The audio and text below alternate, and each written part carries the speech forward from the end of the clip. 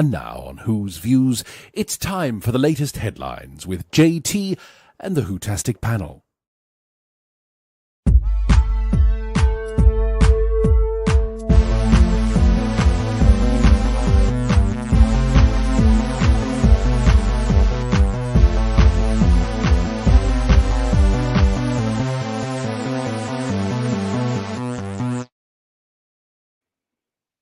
Welcome to your big show this Sunday. It is the 16th of March, 2025. Hello, everybody. How are you doing? It's good to see you.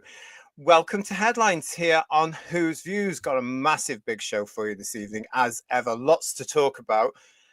Because have you heard? RTD claims to be Doctor Who's protector. What a nerve, I say. Yep, Moffat moans. See what I did there? Moffat moans. That's a funny and yet interesting story as well. And Barrowman is out and about and he's beginning to talk. All very interesting stuff with this. All this and more is coming up for you here on this edition of Headlines. It is great to see you. I want to say a huge thank you to people that have been messaging this week saying, could they have another look, please, at Kirk Stacey's artwork that we showed last week on Headlines? Well, of course you can. And here it is. This wonderful artwork here that shows the lady of the chat herself, Kirsty, Paul, in his favourite garb for the 8th Doctor there, of course, 3rd Doctor Ian, and strangely the 3rd Doctor, and me. That's the William Hartnell Doctor. I'm not sure what to think about that one at all. But you can. And I want to say thank you to Kirk, because Kirk has very kindly given us all his pictures of these, and he's been able to tell us that we can do with what we want with them. So expect them in our next annual, everybody. Thank you, Kirk. Isn't that great, guys? Please, t-shirts. They are wonderful. This one wants a t-shirt. I'm going to have to look at getting both of these a t-shirt. It's mainly vanity. I just want me on it. That's all. That's fine. Yeah, and then you can wear it around your supermarket as well, can't you? And try and get spotted. Yeah. Go to conventions with it on as well. That would be brilliant. I think you might be the first Doctor, GT, because you're the boss. You're the original kind of thing. That's probably right. That's right. Yeah. Oh, that makes me seem really old and horrible, but there you go. Listen, you can get in touch, as I said earlier on, in the 6 o'clock live show, or live at 6. You can get in touch anytime you like. whosviews1@gmail.com. whosviews1@gmail.com with absolutely anything at all, whether it be illustrations or photographs or just reaching out to say hello and telling us what you think. Some people that already have this week, and huge thank you again for all your messages and emails this week. Again, thank you to Kirk Stacey, to Michael Coombs, to Eddie Day Riley, to Becky Martin, welcome, to Michael Frost, who's also known as the Heretic OSJ. And Jane Evans, to Crystal Wiggins. Crystal, hi there, nice to hear from you. Graham Buxton, to Random Lad 8753, to Jory EGL, I don't know how to say that, but Jory GL, nice to see you. Thank you for joining us. To Atherstone 55, the Cave of Sci-Fi Fantasy, thank you for joining us. Count 1970 lives. To STZ0752, who's from Star Wars, I think. To Judge Joseph Dredd. And also to Reviews, Rants and Religions. Great to hear from you all. Thank you so much for taking the time to message us. Great to see you. Isn't that fabulous, everybody? It's lovely. It's really nice. Yeah. We've got so many people joining us already, so it's good to see you. Hello to Love. Hello, Love. Not seen you on the channel before, with a lovely glitter ball there. I do like a glitter ball, I have to say. It's part of my disco heritage, gentlemen. That doesn't surprise me. That's fine. We respect your choices. We do, yeah. I've got one hanging over there, and sometimes forgets there, and I hit my head. Anyway, but yes, thank you so much for that, Love. It's nice to see you. Disney wants RTD out of Disney Plus, allegedly. So the rumor goes. I'm sure we're going to be talking about that a lot more. I do hope so. Yes. Yeah. Smiley people. The artwork is fab. Oh, is RTG becoming a gay protector? No, not so much on that one. He really isn't. Graham is saying, loving your trim also, Paul. I see you visit the same barber as me and JT. Yes, I do. Yes. My very own clippers. I do it myself now. It's much cheaper. I'm Scottish. Yeah, I'm the same as well. 2020 learned how to do it. So there you go. We're not spending £6 if we don't have to, everybody. I'll tell you. £6 is as little as that where you are. Last time I went, it was $9.50 or something. I'm not paying that. That's ridiculous. Well, no, exactly. It's outrageous, isn't it? It's absolutely outrageous. And the amount of time you're in the barbers to have your trim done, it doesn't take very long, you see. So it's like loads of time. That's £9.50 a minute or something the guy's getting. You know what I mean? It's incredible. No, it's ridiculous because it takes us longer to sit and wait than it does to get it done. Exactly. Yeah, you get settled down. Oh, you're finished. Okay. It's not worth doing it, actually. Yeah. Woodhouse 122 is saying good evening. Time Love Victorious is with us. Hello, good evening. Mudcrap. Yes, t-shirts and in Australia. Yeah, we've had problems with our shop. Who's shop? We've gotten things to Australia. I'm still looking into it. Michael, when you wake up, give us an email. We need to get back onto that as soon as we can. Yeah, all those giant spiders wandering around. That's what's going on. Oh no, yeah, he's got giant spiders around there. And Duncan Evans is joining us to say hi, everyone. It's great to see you all. Thank you so much. We do have an awful lot to get through this evening. Third Doctor Ian, says John, what is the Cyberman looking at? Well, that'd be telling, wouldn't it? Really? Is it a cyber lady? Does he do that kind of thing? I don't know. We don't go in for that sort of thing. Yeah. Okay, fair enough, yeah. Cyberman, the end. Is it a cyber laddie then instead? I don't know. JT is causing trouble. Tell him. I know, Paul. I'm sorry. We've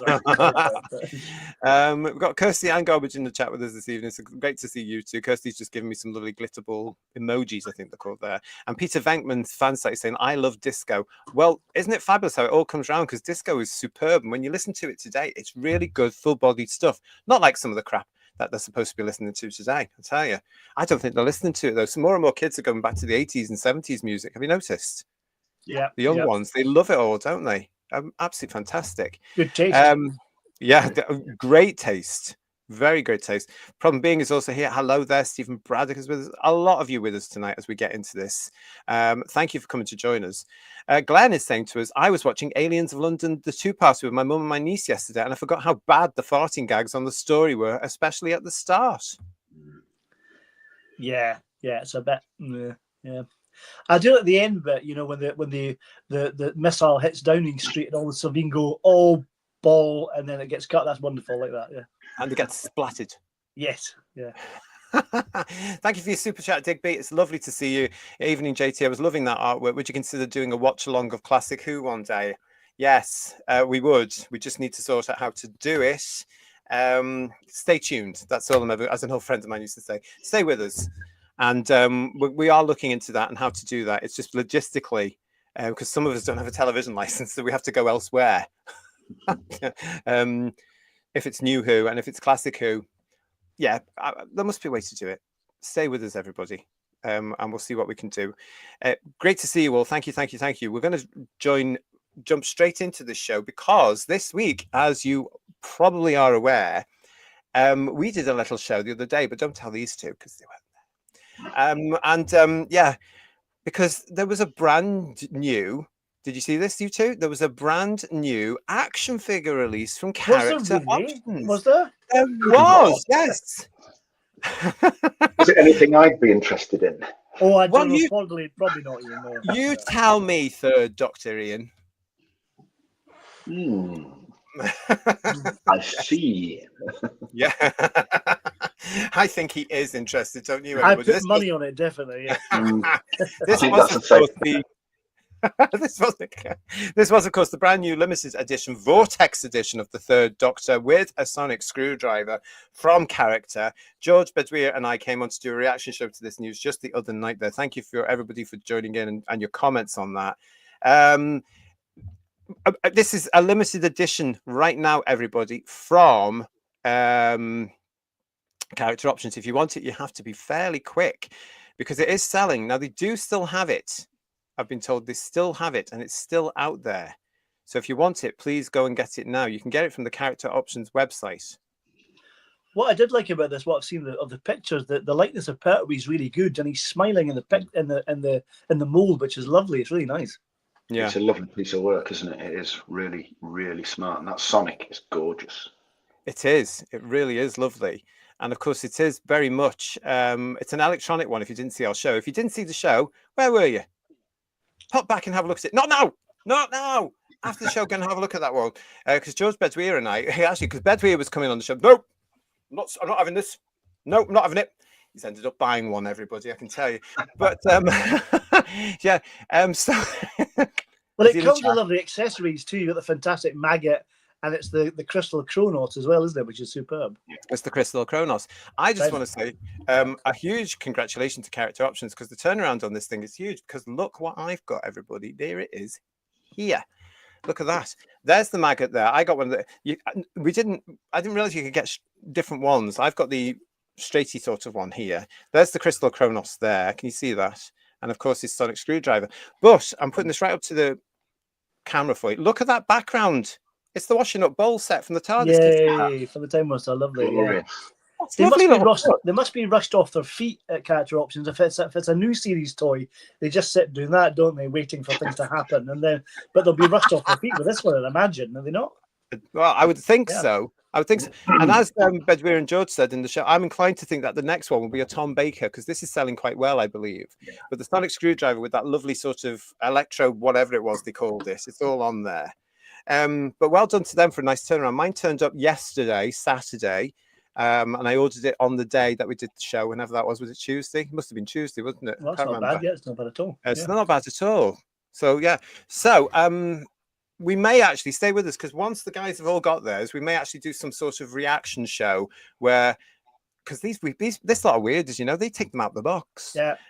So they want to do a proper review, maybe. I have to touch them. Yeah, can we do an unboxing video? That sounds nicer than what we said earlier. But can we do an unboxing video? We can kind of take them out and watch it. People squirm as we try not to break the stuff on the packaging.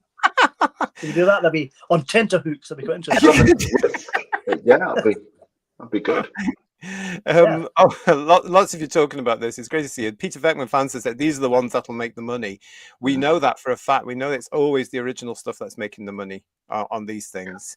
Legion of James is saying it's a thing of beauty. It looks even better in person. One to keep and cover, and the other I've opened and already been driving everyone nuts with my Sonic. I'm sure you have, I can tell you. Robert Payne is saying you could make your own green death maggots using dry mealworms you get for bird food. Yeah. Well, there's a thought. You could paint them green and all sorts if you've got 10 minutes. Oh, excuse me. We've also got Demorpin. Hello, Demorpin. Big fan of the maggot edition. Yeah, obviously had them hanging around the warehouse, so they put them in. Paul Stenterford saying to us that electroplated third Dr. Sonic screwdriver looks a bit sexy. It's nice.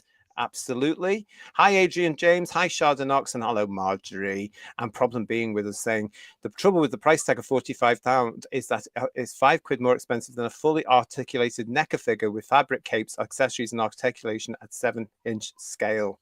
Yeah, I suppose if you're collecting these, though, I mean, I've got it to go in the collection, obviously.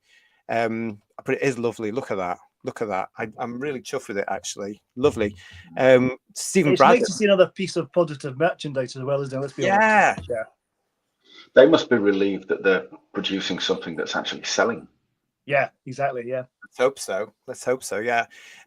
Stephen Braddock saying there's a big rumor the next one is a season 18 Tom. It's bound to be. They're going to do the Giants first, aren't they? They're going to. Pertwee's already got out there. They're bound to do Tom Baker next. I reckon it will be a Tom Baker one, a variant on Tom Baker with his sonic screwdriver and some bits in there as well. Yeah. And I'll be having that one as well. Start saving up now, everybody. That packaging is a great extra. Well done to who decided to add it, says Mudcrap. Exactly. And SG wants Tom Baker with the Store the Sontaran. That would be quite good. And Legion of James is saying, I got 2 sitting up maggots. Will I try for a straight line down one? The Pertwee completist in me is twitching. The problem is you can only have 2 per order. All right, right. So you've got your 2, so look sharp. Get someone else to buy it for you. That'd be easier to do. A lucrative line in maggot swapping. It sounds wrong, doesn't it? It does really, yeah. Very wrong, yeah. On it to There's a playground. market for everything here, that's all I'm saying. Yeah. Exactly, yeah. Why isn't it the Metabulus 3 crystal, though? I reckon, Duncan, Mr. Duncan Evans, I reckon they're saving all that for something else. It's just something in me that says that, it's a big story planet of the spiders, isn't it? And I reckon that's a nice set or something if they can do that eventually. We'll have to wait and see. Yeah. And Anthony Parkinson's being wicked by saying maybe they could melt down all the unsold Gatwa figures to make something people actually want to buy. Doorstops. Fruit scrapers, that kind of thing. Yeah. Julianne's telling us I ordered mine on the 11th. It was here first thing Friday the 14th. You were one of the first to get it then, because I did notice that some people were getting it on the Friday. So that's brilliant. Absolutely fantastic. I hope you've taken yours out as well. Have you taken yours out, Julianne? Sound right? If you're just tuning in, We should clarify. we're talking about these, by the way. If you're just tuning in, nice to see you. Nothing else there with Julianne. It's all right. I knew she got it though, guys, because she was on the show, really excited about it. She came to it in the chat, and on the Facebook page, I've ordered mine. Adrian is with us. Hi, Adrian James. I've ordered the season 7 Blu-ray box set yesterday, and I'm looking forward to picking that up. Well, good for you. Fantastic. That'll be an absolute treat. It's wonderful, absolutely wonderful. It's quality, absolute quality. Yeah, they're all still getting through it here. If you were out with me live at 6, you would have seen some pictures, some great pictures there from Graham, who sent me some location pictures of a couple of the locations from that time in Spearhead from Space now. So if you're interested, you can go and look at that. Not now, at some other point. That'd be good. So thank you, everybody. What have we got here? New Who Hater is saying, oh, Terror of the Vervoids, Colin, please. Ooh. Yeah. Yeah. We haven't had a Terror of the Vervoids. Oh, yes, we have. We had it in the big. We had it in a big. Is that the one with the stars of that thing? Yeah. And also, congratulations to Julianne, who's saying to us, I've just won 40 quid on Newcastle winning the League Cup per to be paid for. Oh, well done, you. Except it's not really, because they were playing Liverpool. That's so a great system. My family are not going to be very happy at the moment. If my sister's watching, I'm really sorry to hear that. Because I saw her this afternoon. She said, oh, we'll walk this. Ooh, gosh, I'm quite surprised about. Oh, they get to keep the cup. I didn't understand that. But anyway, my family are not going to be very happy at all. And yes, Bill's saying to us, yes, there are 5 character option exclusives this year. Yes, this one was the first one. So watch out, because we will be doing shows on anything that's proper Doctor Who related. We're not really going to look at anything from Gatwa. I bet that all are classic Doctor Who figures. I bet they are. Do you think so? Yeah, I reckon so, yeah. Oh. I don't think they can afford. I don't think they can afford to produce any more New Who stuff. It's just not going to sell, is it? I mean, how many new series Daleks can they release and everything? They're the only things that are going to sell.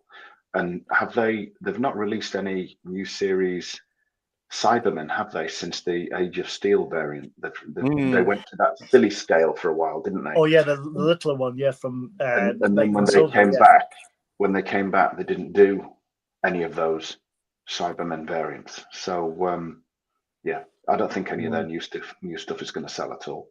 Why did they reduce the scale of the Peter Capaldi range? Why was that? There was a reason they gave at the time, and I've forgotten what it was because it was so boring. Right. Okay.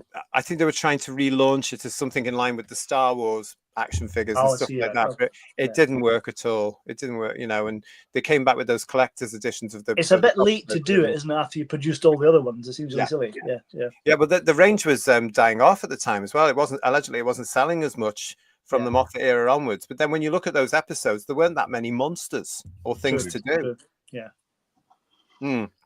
Anyway, that's that coming. Stay with us. Make sure you subscribe to the channel. If you have already subscribed to the channel, make sure you still subscribe to the channel, because we're going to be looking at that. I'm really looking forward to seeing when the guys open their boxes and they can tell us all about the articulation and geeky things like that. Glenn Piper, nice to see you. Can I take it to the bank that Doctor Who will finish this year? Is there definitely not going to be a season 3? Well, Glenn, that's the big question that's happening all over fandom at the moment now. And the BBC are very reluctant to confirm or deny anything. So at the moment, it's all speculation. From what we've been talking about over the last few weeks and what we're going to continue to look at is it does look possible and very, very likely that there is nothing coming up very soon. We certainly know that the show is currently out of production. There's nothing going on at Barrowman Studios in Wales at all. As we speak live to you on Sunday, the 16th of March, 2025, there is no Christmas episode being produced this year.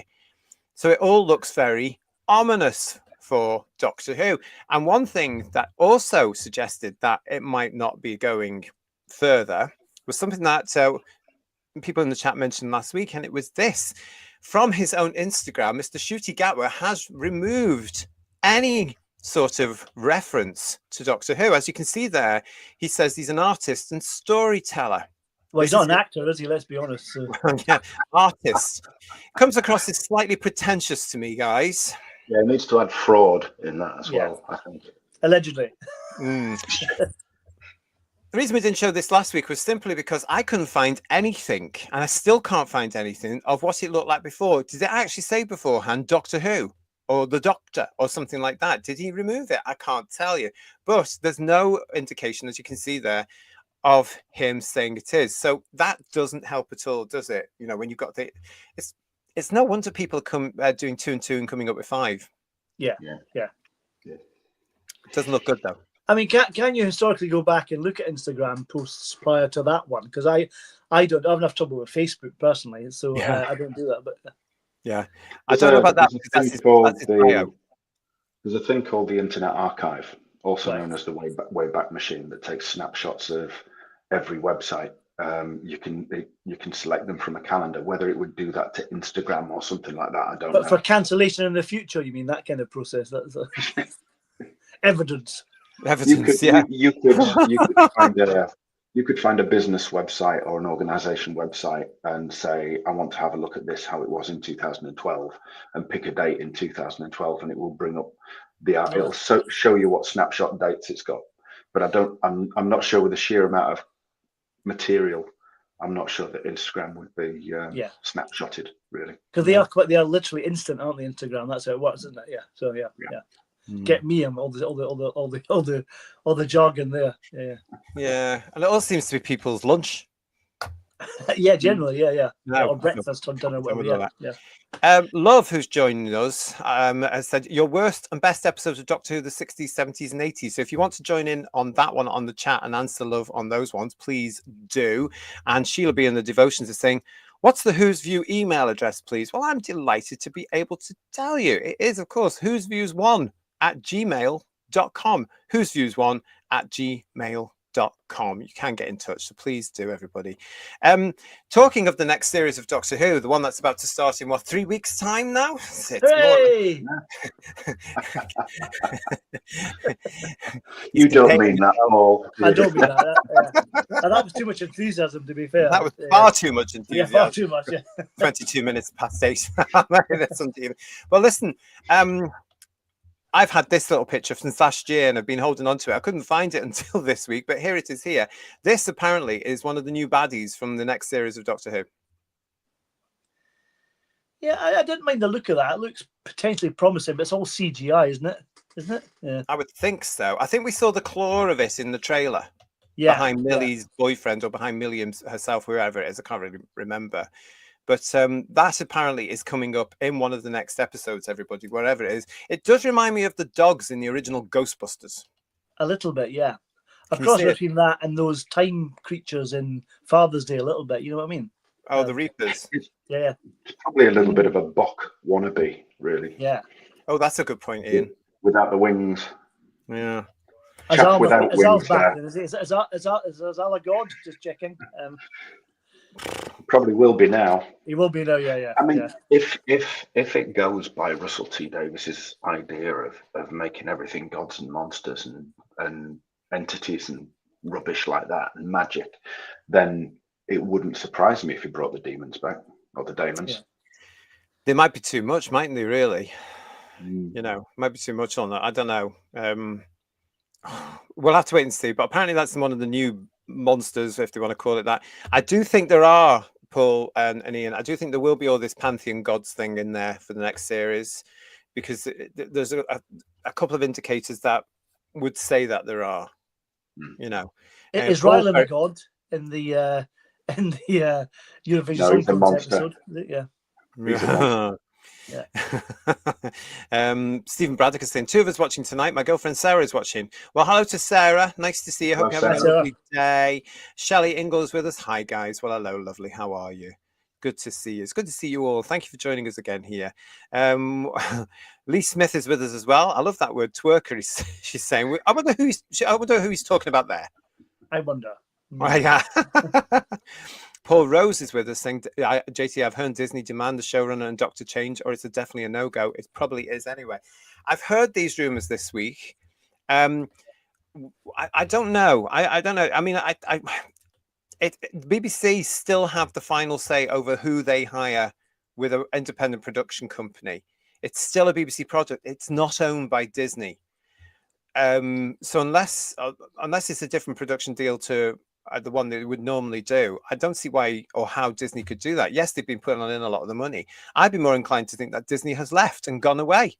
You think they demand this sooner rather than later? You know, I mean, I know they had the two together being filmed, but you saw the scripts and the footage for season 1, but you still want to pay for season 2. I mean, why do you make any changes for that? You know? Yeah, exactly. Here we go. Thank you for this, Heretic OSJC. Gatwa's Instagram used to say 15. Gatwa says Bill had 15 on his social media. Love is saying woke storyteller. Absolutely. Very badly educated. Stephen Braddock, JT, it's a 15 and all references to 15 have been removed. And apparently he removed it a couple of months ago, said Anthony Parkinson. Oh, and apparently he removed his pronouns too. I wonder why, if he's trying to get work in America. Dalek Lives Matter. Pity we can't remove all trace of Gatwa from Who. Well, you can. Just don't buy the stuff and let's not acknowledge it. Stay with or record it on VHS, then tape over it. That's the best thing to do, I think. Graham is saying storyteller. I don't remember him on Jackanory. Oh, bless. Don't start me. Don't start me. A lot of comments there as well. Thank you for everybody joining us in there. What else we got? What else we got? Oh, Robert Payne. When the man who acted as Doctor Who doesn't associate with Doctor Who, we know it's all gone a bit wrong. That's the thing, isn't it, really? It does look out.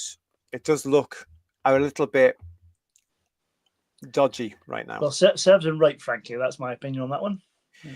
Do you think he'll be doing a series at Big Finish? When he's desperate, probably yes. Yeah. Well, next week. Certain Whittaker is, isn't she? Yeah. Anyway, well, enough of that. Let's not. A shilling is a shilling, GT, in any currency, to be fair. But yeah. Let's stir it, shall we? That's what we do. That's what we like. It's not looking good at all. And the other stuff that's not looking good this week, of course, is yes. Did you hear this? It all stems from this particular piece of nonsense. David Tennant does a podcast with, and it was on this particular occasion, it was RTD himself. This has come from Mrs. Georgia Tennant's Instagram. I'm so interested in this. So anyway, yes, so this is all stemmed from this. This has been an interview, of course, that Tennant has done with his mate, basically, and it was probably all blah, blah, blah. And a lot of it has been reported in certain UK press this week. So let's have a look a bit more. I mean, a lot of this is laughable. Let's start with this particular one, shall we, Who viewers? From the Radio Times, RTD returned to Doctor Who to protect it amid the Disney deal. What went wrong? We often talk about hypocrisy from these people on this show, don't we? It gets worse, doesn't it, everybody? It's just now laughable hypocrisy. They are so deluded, these people, aren't they? Let's get into this. This is the showrunner has told David Tennant that the partnership with Disney was one factor behind his return, as reported by senior film writer at RadioTimes.com, Patrick Cremona. The article says Russell T Davies has said that one of the reasons he decided to return to Doctor Who for his second stint at the helm, money, was to protect the show during the early days of its partnership with Disney. Early days. Davies. He's done a cracking job, hasn't he? Let's be honest. Maybe the early days are past days now. But RTD, who originally served as showrunner between 2005 and 2010, was revealed as Chibnall's successor in a shock announcement back in 2021, around a year before news emerged of a deal that has seen Disney Plus become the international home for the series. But speaking to Tennant on the latest episode of the former Doctor Who Stars podcast, RTD admitted that discussions about a move to a big streaming service has been ongoing before he decided to rejoin the series. There was already a move from the BBC to shift it to a streamer, he said on Tennant's Does a Podcast With. I kind of thought it would need protecting. And they very honestly said to me, we're going to need a producer who can deal with 1,000 executives, which is what it's like. Pressed on why the BBC have felt the show would need a cash injection from a streamer to keep going, RTD added that that's what they wanted. He explained it's not just that's the world we're in. The BBC's former director of drama, Piers Wenger, generally thought it deserves this budget. You're looking at all Stranger Things and Star Wars shows and the Marvel shows. And he said it should look like that. It deserves to look like that. I think that's a shame because I don't think it should be looking like something from abroad. I think it should be looking like a BBC drama. I think it should be looking uniquely British. What do you guys reckon? I think it should look definitely British or feel British, but it can have high production values. That's not a problem, is it? I don't. I mean, for starters, I don't think I don't know how many episodes there've been in a Stranger Things series. I've watched the first 3. Didn't mind them, to be fair, but I don't think they cost $100 million. But at the same time, Doctor Who has always been liked because it's been that British thing that's never had loads of money, just like you say, Paul, good production values and standards. And I know that Hinchcliffe and Graham Williams, and as well as Barry Letts and all of them, didn't have loads of money, but that didn't mean that they didn't aim as high as they possibly could and maintain the best of standards. It's everything that it isn't now. They've just got the money instead, which is a real shame. There was, I think John Pertwee said about people like Doctor Who because it's got a slightly amateur quality. That's not why I watch it. I like it because I think it's brilliant. So I don't think people watch it, ironically, they watch it because it's cheap. I don't think that's the case. I hate when people say, "Yeah, it's creaky, but I love that kind of thing. It's quirky." Yeah, that's nonsense, But it's the stories, isn't it? It's the concepts, it's the ideas. You've got somebody potholing, and they don't just have an accident. There's an entire race of reptiles living down there. What a fantastic concept! Yeah. And then you extend it, and there's a marine version of them as well, and they become classic stuff that people remember for decades afterwards and love.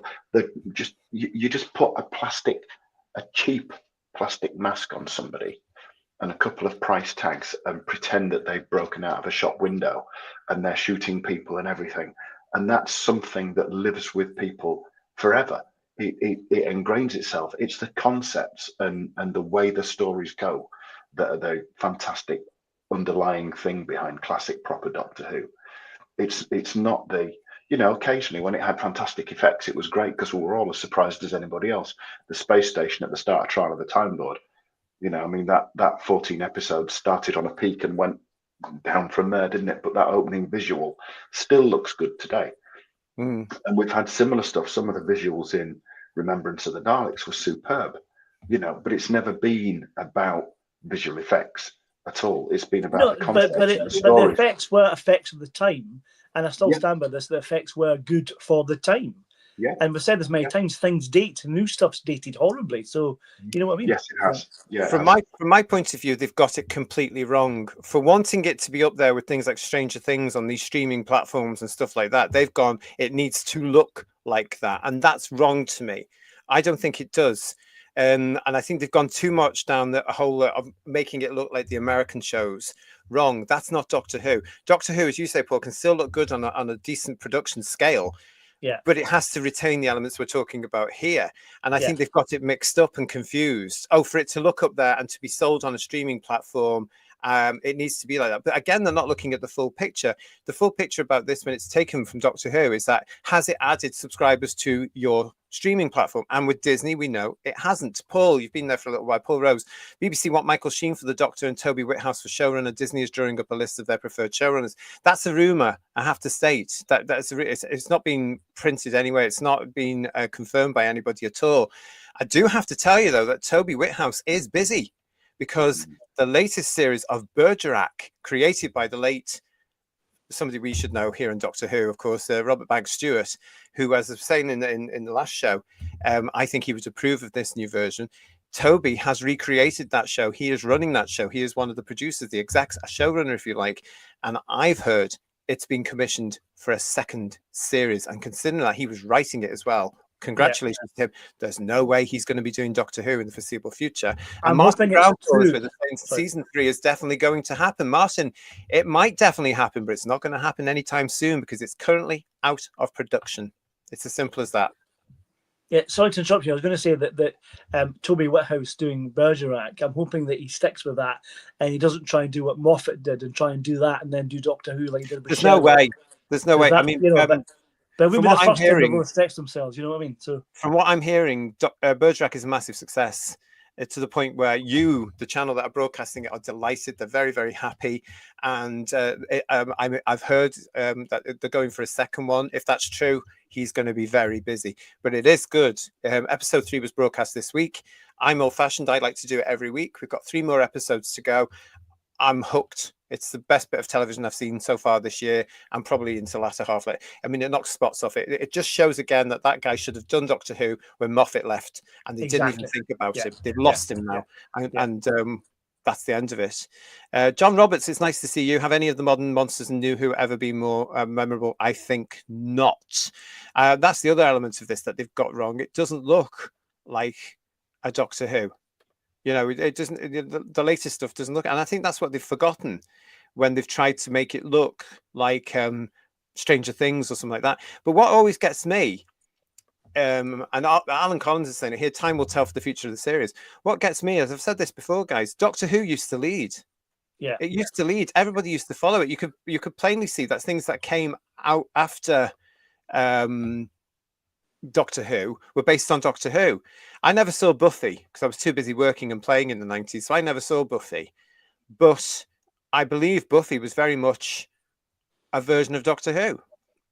Yeah, that's what the template was for Russell's original era, was based on what Buffy was like, apparently. Which was based on Doctor Who. Yeah, so.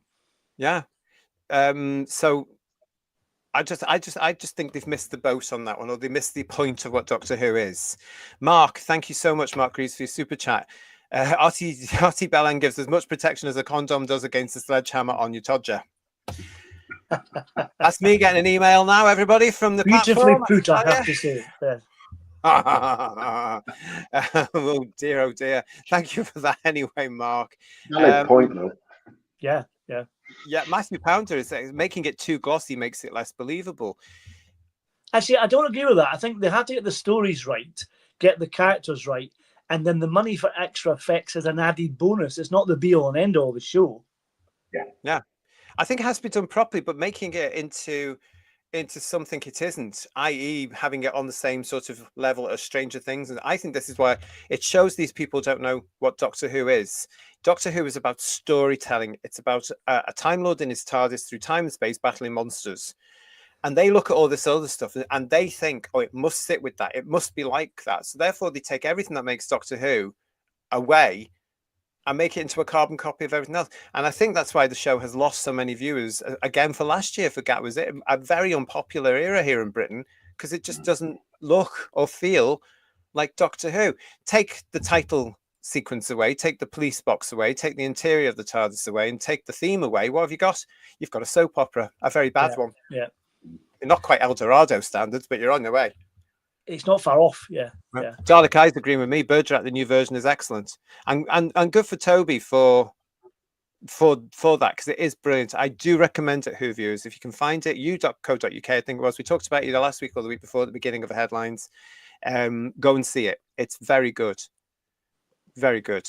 And I do believe it is a success, Robert. Yeah, Robert Payne saying a success despite changing his backstory. It doesn't matter because it's a reboot. It doesn't matter.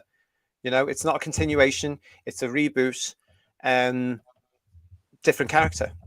And it actually works in the premise of the story, Mo. You know, I think. Yeah. What do you think about this thing about RTD saying he was a protector? He was protecting it in this time when Disney were coming into it as well. It's arrogant and ridiculous. It really is. Yeah. It's delusional. It's delusional. Nobody thinks that Doctor Who is in a better position now than it was a few years ago. Even in Capaldi's era, when it was on the wane, it was a lot more successful than it is now. Oh God, yeah. But to think that he thinks he's some kind of protector, he's unhinged. He must be. If you genuinely believe that, he's unhinged. And I would worry about his mental health if I gave a damn about him, which I don't. But I think his if he genuinely believes that, his mental health is questionable. Yeah. Well, we know he's a big ego. That's the thing. That's the thing, isn't it? He's in control. Yeah. So. And his ego seems to not be in check with anybody. And we know that people around him are not going to be keeping it in check at all. Tony Farrell's TARDIS. Hello, greetings and salutations. I'm currently animating Gilbert Mackenzie Trench's office door and have you on in the background. Very good. SG is saying to us, Buffy wasn't my thing, yet RTD says it was an inspiration for Doctor Who. They did say that. I think we talked about that as we're marking the 20th anniversary of the thing coming back in 2005 on the channel. They did say that. They also mentioned Smallville as being another template for them as well. because they knew that British audiences were watching Smallville, and they were. It was a big hit for, I think it was Channel 4, wasn't it, at that point? Yeah. Before More 4 came along. Lord Thoth, nice to see you. A lot of shows were based on ideas from Doctor Who. You saw that, especially when the show came off, as they all tried to find the new Doctor Who. And it showed you just how impactful Doctor Who had been on an entire generation of filmmakers and producers and writers when they started getting into the genre. Really good. I when I read that thing about they wanted somebody to protect it, it just was typical RTD for me. I just thought, just absolutely typical. So what went wrong? Why did he screw it up? What happened? That's the thing. He probably wouldn't think he has. Yeah, he probably thinks it's the most fantastic thing. He'll be quoting the demographic, the age bracket he goes for, the gender bracket he goes for, and he'll be saying, I've got, 100% of them. It's fantastic. Well, 100% of 26 people is still just 26 people. Yeah. I just thought to myself, it was just typical of him. That's how he sees himself. Yes, it's good to have somebody that can deal with all these executives from the various parties you do. And we know that Phil Segal had the same problem in '96. Yeah. And he got through it but he says how horrible it was and what bad experience it was and how hard work it was. I have to say, whether you like the TV movie or not, the TV movie compared to this nonsense is Hinchcliffe standard, honestly. Yeah, it is. Yeah, absolutely. Lots of you in the chat saying all sorts of things. Say hello to Moon Pawuri. How nice to see you. Meep. Hello. Good to see you, Meep.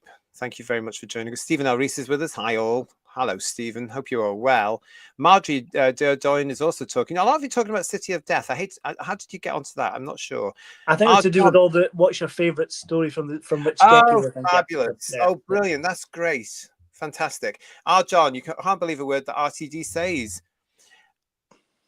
You may think that, but I couldn't possibly comment. Liar, bums on fire. That's what I think. You can't, though. I don't think you can for any of them. I really don't think you can. Just absolute nonsense. Jane, hello, Jane Smee. Disney Who should have been a full reboot. That way it could be quietly buried. But RTD insisted on it being a continuation. I've said it before. I'm going to say it again, Jane. Maybe he should have done that in 2003, 2004. Instead of insisting it was Doctor 9, maybe he should have just bit the bullet and say, this is a brand new reboot. This is Doctor 1, day one. Off you go. Because then we wouldn't have had any of the issues that we've got today. When they did bring in a female, which looking back with hindsight was always going to happen from 2010 onwards, nobody would have said anything because it was a new version of a Doctor, a different character. Chibnall could have done whatever he wanted with it. But no, they had to take an established character. God help us if there's ever another reboot, because it can't go through much more. Really, what else can they do with this? Yeah, I don't think you can do anything with the way it is now. I don't think if Disney back out, which I genuinely think they will. I think they have. I think it's a toxic program at the minute. It's a toxic brand. It's not a successful brand. It's an embarrassing brand. Doctor Who's more embarrassing now than it was perceived to be in the 1980s. Oh, and definitely. It was doing better in the 1980s against a lot more stronger competition as well, with Coronation Street at the time at its peak. Yes. But I think now, if you bring Doctor after a few years, if you do bring it back, I think you have to write off 2005 onwards and take it from the TV movie. I think. Oh, right. It'd be a miracle to bring it back. I wouldn't say survival because I think McGann was good. I'll pander that to Paul. I do think McGann was good. Thank you. I think checks in the post. It's fine. You don't want to erase that. So continue from that. I think it's interesting what you're saying there, because of course, Ian, you're talking on the point from a point of view as a fan. Yeah. The public don't give a toss. No, they don't. They don't care, and they don't care what number each actor is. They don't care. To them, it's just the Doctor. That's why I will continually say, from a public's point of view, who cares? Just bring back a character called the Doctor in his TARDIS, and not even reference anything else. Let the fans decide what number he is or where he is, all those little things that only fans can care about, because all the major, bigger audience that the show needs cares about is how many Daleks is he going to blow up this week? And the new Who crew have already added on to that all the nonsense with the time, the Ward Doctor and the Fugitive Doctor, all that nonsense. Yeah. And the Value never gets a look in. That's what's going on there. Ironically, there's more baggage now than there was in '89. Oh God, yeah, definitely, yeah. When you look at it, you know what I mean? We didn't have as much baggage here, did we? Not at all back then. Which and was maybe easy it's a blessing, but they don't stay very long. That's the problem. And Yeah. you don't get a chance to really establish something with like the John Pertwee or Tom Baker kind of people. You know what I mean? It's really bizarre. Exactly. Walter White Jr. is saying to us, guys, they need to focus on stories you can immerse yourself in with showrunners that aren't hell-bent on proving how clever they are. They run the show. They aren't the show themselves. Well said, Walter White. That is brilliant. Yeah. And I totally agree with that, because these people do think, I think, they think they're the stars. Yeah. You know, I can guarantee you that a couple of them are going to be turning up to talk about this next series, because I have a feeling that Mr. Gatwa won't be doing any press. And if he has, it'll be stuff from pre-recorded from last year. I reckon that's all in the can. Well, like they did with the trailer, with the introduction. Yes, I think it's all done. Yeah, and if anybody's getting wheeled out, it'll be the new companion, because she might be slightly cheaper. Yeah, perhaps. Yeah. And it'll all be about her. That we'll soon see. It starts this week, apparently, all the big build-up with Doctor Who magazine. So keep an eye on us. Make sure you subscribe to the channel, because we will be back to talk about it all. Paul Schlefter, hiya, mate. Well, he's failed to protect Doctor Who, as it would appear to be ending very soon. Mark Greaves, you may think this, but we couldn't possibly comment. I'd rather trust Keir Starmer to look after pensioners and their winter fuel allowance than I Yeah, would. you just took that far too far. See, That's far too far. You've crossed the line there. Yeah. Crossed the line here. Stephen L. Rees, RTD didn't go back as the protector. He saw the stepping stones to Disney and bigger things, as well as money. He's covering himself now. They want him gone. All alleged, of course, all alleged. But yeah, thank you for that, Stephen. Craig Dunlop, take the titles away, take the police box away, and take the theme away. What are you left with? A sonic screwdriver that looks like a sanitary towel with a pop-out emitter. Don't give them ideas. I've told you that before. Actually, he's right. I've just realised the shape. I thought it's a range of training shoes that came out. That's what they look like. You know? Yeah. What else we got? Julie Wendy. Hiya, Julie. If Doctor Who ratings were as big as RTD's ego, the show would be okay. The show would be flourishing, wouldn't it? It would absolutely off. Thank you very much, everybody, for joining us here. Lots of you in the chat. Forbidden Man, hello to you. And Tim Kins, nice to see you as well. Farsight, you're all here. Mrs. Lisa Pertwee's joined us as well now. So good to see you all. This podcast thing, though, was a source of a lot of information that some of the usual news outlets got hold of and decided. I didn't listen to it. I have to be honest. There's no way I'm going to listen to Tennant and RTD massaging each other's egos. Normally, I would give this a try, but I've had enough now. I just can't stomach it, really. But yeah. So yes, we'll do all that. Sheila B sent me a message here saying, check your emails, please. I will do after the show, lovely. I will do. I can't do it right now, but I will do. So thank you for emailing. And I'll definitely check it out. But look at this one that came from this podcast as well. Doctor Who's RTD says there are conversations about the next. The forthcoming season 15 will be RTD's second full run since returning to the helm. Now, this is what's caused an awful lot of the gossip going on this week about Disney demanding this and Disney demanding that, or the BBC wanting this, or the BBC wanting that, or this and this and this. But let's have a look and see what he actually said, thanks to this article from radiotimes.com. When the time came for former Doctor Who showrunner Chibnall to pass over the reins, few predicted his replacement would be RTD, who made an unexpected return to the show several years after his previous stint. Now, with his second full season back at the helm approaching, some fans are already wondering who might be the next in line for the top job. And this was a topic that came up during Davies' return appearance on David Tennant's podcast. That's very true. I'm not getting younger, darling, Davies said, but I will need to slow down at some point. That'll come. Last time it was Stephen Moffat. That wasn't even a day's work. Like, right, off you go. He added, there's thinking about that. There's conversations about it, but it's hard. It's a tricky one, but they better exist. Imagine I'm dead at the desk. The cliche would kill me. It's 20 years since. Yeah, in the 20 years since Doctor Who was revived in 2005, only Davis, Moffat and Chibnall have served as showrunner, so whomever takes over will be joining a very select club. The problem with that, of course, is it's all come from the same echo chamber club. Yeah. Which we as fans know. These people at Radio Times and the general public who don't watch this sort of thing anyway and don't read. You could call it like some kind of Fitzroy Tavern club, couldn't you? You could, yes. You could, strangely. If you wanted to. If you wanted to, yeah, definitely, yeah. Yeah. But you do need somebody now who isn't a fan who doesn't want to create fan fiction, don't we? You know, but I want more than just regurgitated Virgin New Adventures or BBC book original stories. I want Doctor Who. I want Doctor Who back. And they more or less were getting there, I think, in the original few years of the reboot. Yeah. And then they just went into New Adventures territory and they started to get a little bit fanciful for my liking individually. I'm not speaking for all of you. But for me, I just thought this is boring. And now look where we've gone. When you've got somebody who's so angry at the world, he's in his 60s and he's so angry because people won't think and do what he wants them to think and do. And people won't bend the knee to certain ideologies.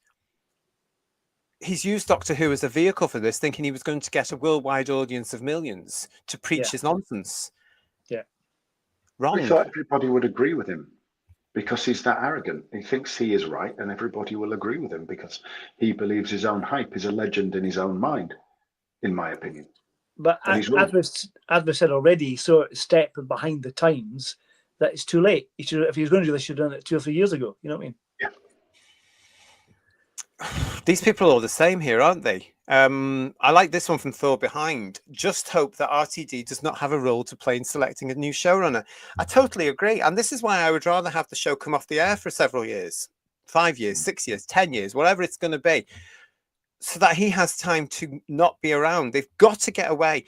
For some reason, BBC Studios and all these people around that seem to think that he's the right person to run Doctor Who. Would you look at the ratings? Would you look at the feedback? Would you look at shows like this with Doctor Who fans from all over the world telling you it's rubbish? We don't like it. We don't want it. You're pandering to a minority who don't know any better.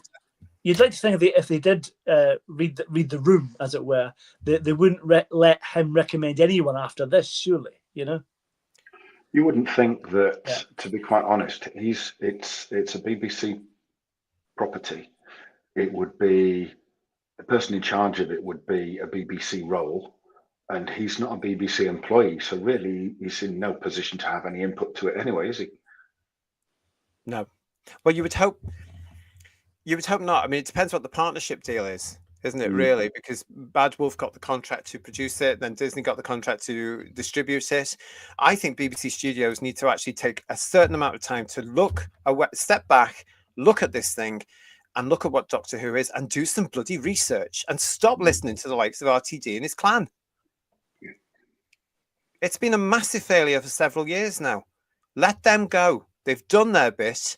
Let somebody else come in now that can actually bring back Doctor Who. My only fear would be, everybody, that they would bring back somebody who's been brought up on this stuff. Yeah. Rather than the classic stuff. Because if you've been brought up on classic, you're now looking at being 50 years plus. No chance of getting the job, that's for sure. Yes. But then again, we've got people like Our Lady of the Chat and Amelia and others. So there are people out there that have been brought up on New Who, but are aware of proper Who and think New Who is crap. So would strive to make it like perhaps it was properly. So, it's not necessarily a done deal that it would be just as naff as it has been. You know, I think it needs to be off air until the entertainment industry gets itself sorted out from all this ideological nonsense. Because as we all know, the show business industry is ruled by far left extreme ideological idiots, quite frankly. They're all there, aren't they? They need to be worked out. It's very difficult, as we know from people we know in the industry, to get work if you don't bend the knee to this stuff. Yeah. Especially if you're an actor. I think I don't know. It's very concerning where it all is at the moment, but we are where we are with it, and we have to wait to see what's going on with it right now. We've got Dark Hall saying to us here, how can you tell when RTD lies? His lips move. Marine Boy 66, nice to see you. What's Joe Ahern doing these days? I'm watching the brilliant Apparitions and Ultraviolet series again. He would make a superb showrunner. I was watching the first few episodes of Ultraviolet just a few weeks ago, actually, to catch up with all that. So I've forgotten how much I liked it at the time. It's a good series. Yeah, it was a good series, but that's the sort of drama we're not necessarily getting now. You know, because that could be. Again, it's a sort of, what's the word I'm looking for? It's a sideline to Doctor Who. Ultraviolet, isn't it?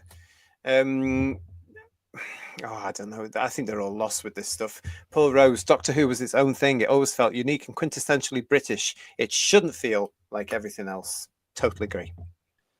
Totally agree with that. Walter Wright Jr., I love how Hinchcliffe has become the gold standard, or at least one of them. It's lovely, brilliant, humble fellow, and he deserves it. Yeah. Yeah, I think so.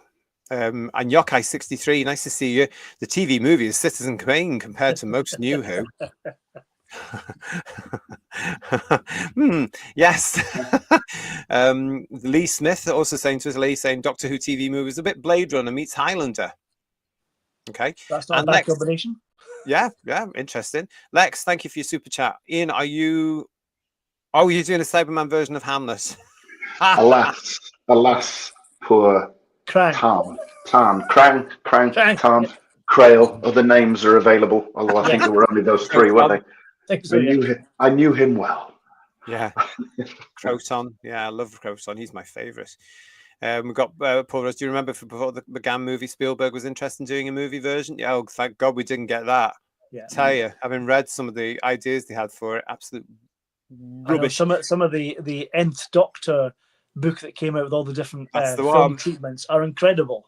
They are. It was going all Greek mythology, isn't it? And I think if it's all gods and monsters, then that's what he's trying to do now, isn't it? Perhaps that's where he's getting his ideas from. And also about finding his father and all this nonsense. Ulysses, his father, and all that kind of stuff. Awful. A lot of you in the chat tonight. Silver Wolf, sci-fi storytelling was Doctor Who. They were excellent in the old Who days. The writing was amazing, and it breaks my heart to watch this tripe, as the film was excellent compared to this crap now. Russell Swift, hello, nice to see you here at Who's Views. I say Jack Rourke as showrunner. He's perfect. Has anyone seen Big Boys? I'm not answering that. Even RTD contacted him after seeing the show. This was to commend him for his excellent writing. I've not seen that. I'm not aware of that, Russell. Are you guys aware of this show? I'm not either, but anyone's going to be better than Russell T Davies, surely, allegedly. I would just be very careful of Russell T Davies commending me for anything. I'd be very, very, very alarmed looking over my shoulder, I think. Yeah, that's a good point, that. A good point. I mean, we were saying this as well. Anyone was better than the current one that's in. You know. TH, nice to see you. Get rid of RTD. He's created a worse cult of personality than JNT ever did. At least JNT produced Doctor Who. Yeah. Yes, and he had standards. No, I have to say though, be careful what you wish for, because we said this last time. Oh, Russell T's coming back, brilliant, it'll be superb. Russell's coming back, it'll be brilliant. And look what happened, you know. So yeah, exactly. Be careful what you wish for. Chibnall would be all right, didn't we? We thought Chibnall would be all right. We did.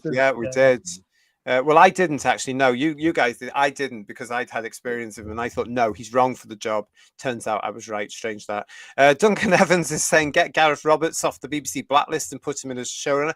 Do you know what? I don't know if Gareth would do it. Actually, if he did, he'd do a bloody good job, I have to say. Yeah. I think Gareth would do a brilliant job, and I think he would bring it back as Doctor Who, because he understands Doctor Who. If you've read Gareth's wonderful books starring the Fourth Doctor, Romana, and K9, he absolutely encapsulates season 7 in those books. You can feel season 7 coming out of those books that Gareth wrote back in the day, can't you? From his the Well-Managed War and all, wonderful stuff. Yeah, lovely. Fantastic. But yes, I don't know if he would do it today. I will ask him. PTA, thank you for your super chat, Paul Thomas Ashworth. I wonder how much Sony has had to say in all of this. We blame Disney and RTD, but Sony is a big player in Bad Wolf. I don't think they have anything to say about it. I think they've got bigger concerns in business, to be quite honest. PTA, what do you think? Do you think about that? Well, I know that Disney obviously, if Sony's put a huge amount into Bad Wolf, but like you say, what control do they have over production and things like that? Who knows? You know. I think Sony would probably be quite happy not being directly associated with this. Yeah. I think they're quite happy not to have a direct link with Doctor Who. Leave it to Bad Wolf and that brand, and leave it to Disney and that brand, and just stay away from it. I don't know if Bad Wolf shares what height they are in the financial market, but they're probably down here somewhere, are they? It's very difficult to get information at the moment. There's a lot of stuff I've tried to get. It's behind a paywall, but I'm not spending 25 quid at the moment on stuff that I understand. Yeah. Yeah. let's see what we can find out, because it's not looking good. Because Sony would have bought them when they were quite high, the shares in the company, because they were doing quite well prior to Doctor Who, weren't they? Well, we remember that we've reported certain things about that on here on the show. Nothing seems to be changing. Right. Put it that way. Yeah. And they've got a series that is flopping now and spent a lot of money. I can't wait to the day actually when we know the details of the full deal that we've just been had here, like we know about the Fox one now, because everything comes out in the wash. It's a lot easier when the show isn't on air, by the way. Yeah. It really is. But one day we will know. Jason Parker, hello Jason. I totally agree with Third Doctor Ian. Ignoring the 2005 present series is the only way of detoxifying the series. The show has to come off the air in order to ensure RTD is tarnished with shame. Possibly. I wouldn't want to shame him necessarily, because he did an okay job at the beginning to an extent. He's just gone completely loop to loop in my eyes. Selfishly, says Enspiel, I don't want a 10-year wait. I have melanoma and wish to go with fantastic Doctor Who entertaining multiple millions and not the current diatribe. I think the problem we've got, Enspiel, is that it will have to reset itself. I don't think they can just finish this next series and come back immediately with something next year, because it's just not there. The fan base isn't there. The British public isn't there. The worldwide audience isn't there now. I think it needs to take a couple of years off, a few years off, however it takes to get it right, and then come back with a ferocious bang. It's been done before, 96, 2005. Whether it can be done again with the lack of support from a fan base would depend on ticking the proper boxes of getting the actual show correct, including the actors. Yeah. You know, if they mess it up next time with a Doctor that we all go, oh, for heaven's sake, like the last two, it's gone forever. Well, I still feel the damage is so badly, the show is so badly damaged now, it's irretrievable. I don't want that to be the case, but I feel like it is. I really do, sadly. Yeah. Hi, Daryl. Daryl Joyce, brilliant artist, is with us. It can be revived, but it needs to be purged first. Lose the activism, lose the sob stories, get back to escapist adventure on a smaller scale. And that's what we're saying here, because they don't want it on a smaller scale. They want it up there on these streaming platforms. You know, they want it all. What they want. What about your audience? What does the audience want? You're not listening to us. We're telling you here on this show week after week after week what we want as fans. We want Doctor Who back. It doesn't matter if it's got multi-million-dollar budget. I still say, if this thing has had millions and millions of dollars injected into it, where was the bloody money last year? Because I couldn't see it all. Yeah, where did it go? Where was it? Because the CGI didn't at the console room. Yeah. That you hardly see. Yeah. I think it went into the production cost, which means wages, picking people up by car, flying them somewhere, marketing. You know, I don't think it actually went into the actual show. No. And I think it's going to get worse as well, because we now know we've got DEI has writing the blooming thing in partnership with him this year. You know? As we said in the trailer for season 2, that was all the best bits. We've seen them already. That's it. Yeah. And they weren't that good. And they weren't that great. No. Yeah. Lee Smith is saying to us, a woman showrunner. None of us would have a problem if it was a woman that knew what she was doing in the industry, would we? Not one of us would have a problem with that. And isn't it strange? Go on, Jesse, sorry. I was going to say, isn't it strange that with all their preaching and all their mouthy allegations and stuff, we haven't had one? Well, look what Verity Lambert did a great job when it first started. Why can't other women do it now? You know, they could be a hermaphrodite for all I care. As long as they know what they're doing and they do a bloody good job, I don't care. And they love the show. Yeah. They've got to love the show. They've got to understand the show and stop listening to stuff about themselves. I think this has been the problem with them all. When people tell you you're marvelous, you tend to believe them.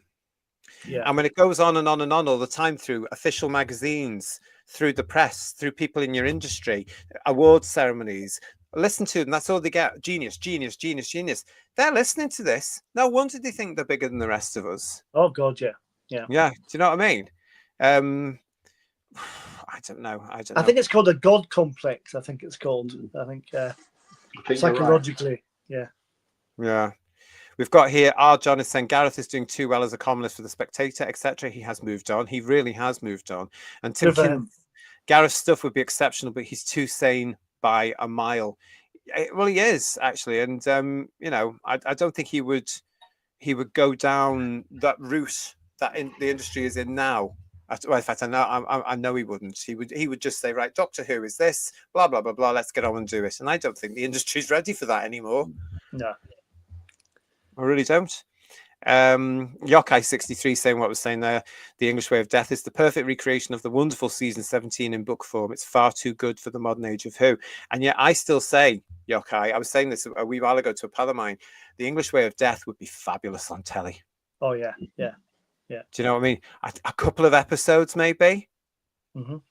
A couple of specials, maybe a Christmas Day and a New Year's Day special. If you haven't read it, go and read it. It's a cracking story. I don't want to say too much about it in case you go and find it and you read it, because it's a good story, isn't it, Paul? Oh, remember reading it? Yeah, very good. Yeah. Did you read it, Ian? Yeah. Yeah. Love it. Right. Yeah, it's a great one. And you know, when I think back at it now, just thinking it's a TV episode waiting to happen. That. Oh, definitely. Yeah.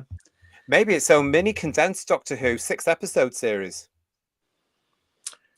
It's a shame though that Tom and Lala aren't at the age they were when season 17 was broadcast. That'd be fantastic to have them doing it. Yeah. I'd recast the parts, obviously, with a new Doctor and a new companion. Yeah, It'd be the Doctor and new companion, but I'd keep them as Gareth written them. Oh yeah. I'd remove K9, to be quite honest. Any reference to that, but I would have that, and it could work. Could the future of Doctor Who be a 6-hour miniseries? I think the future of Doctor Who is definitely episodic.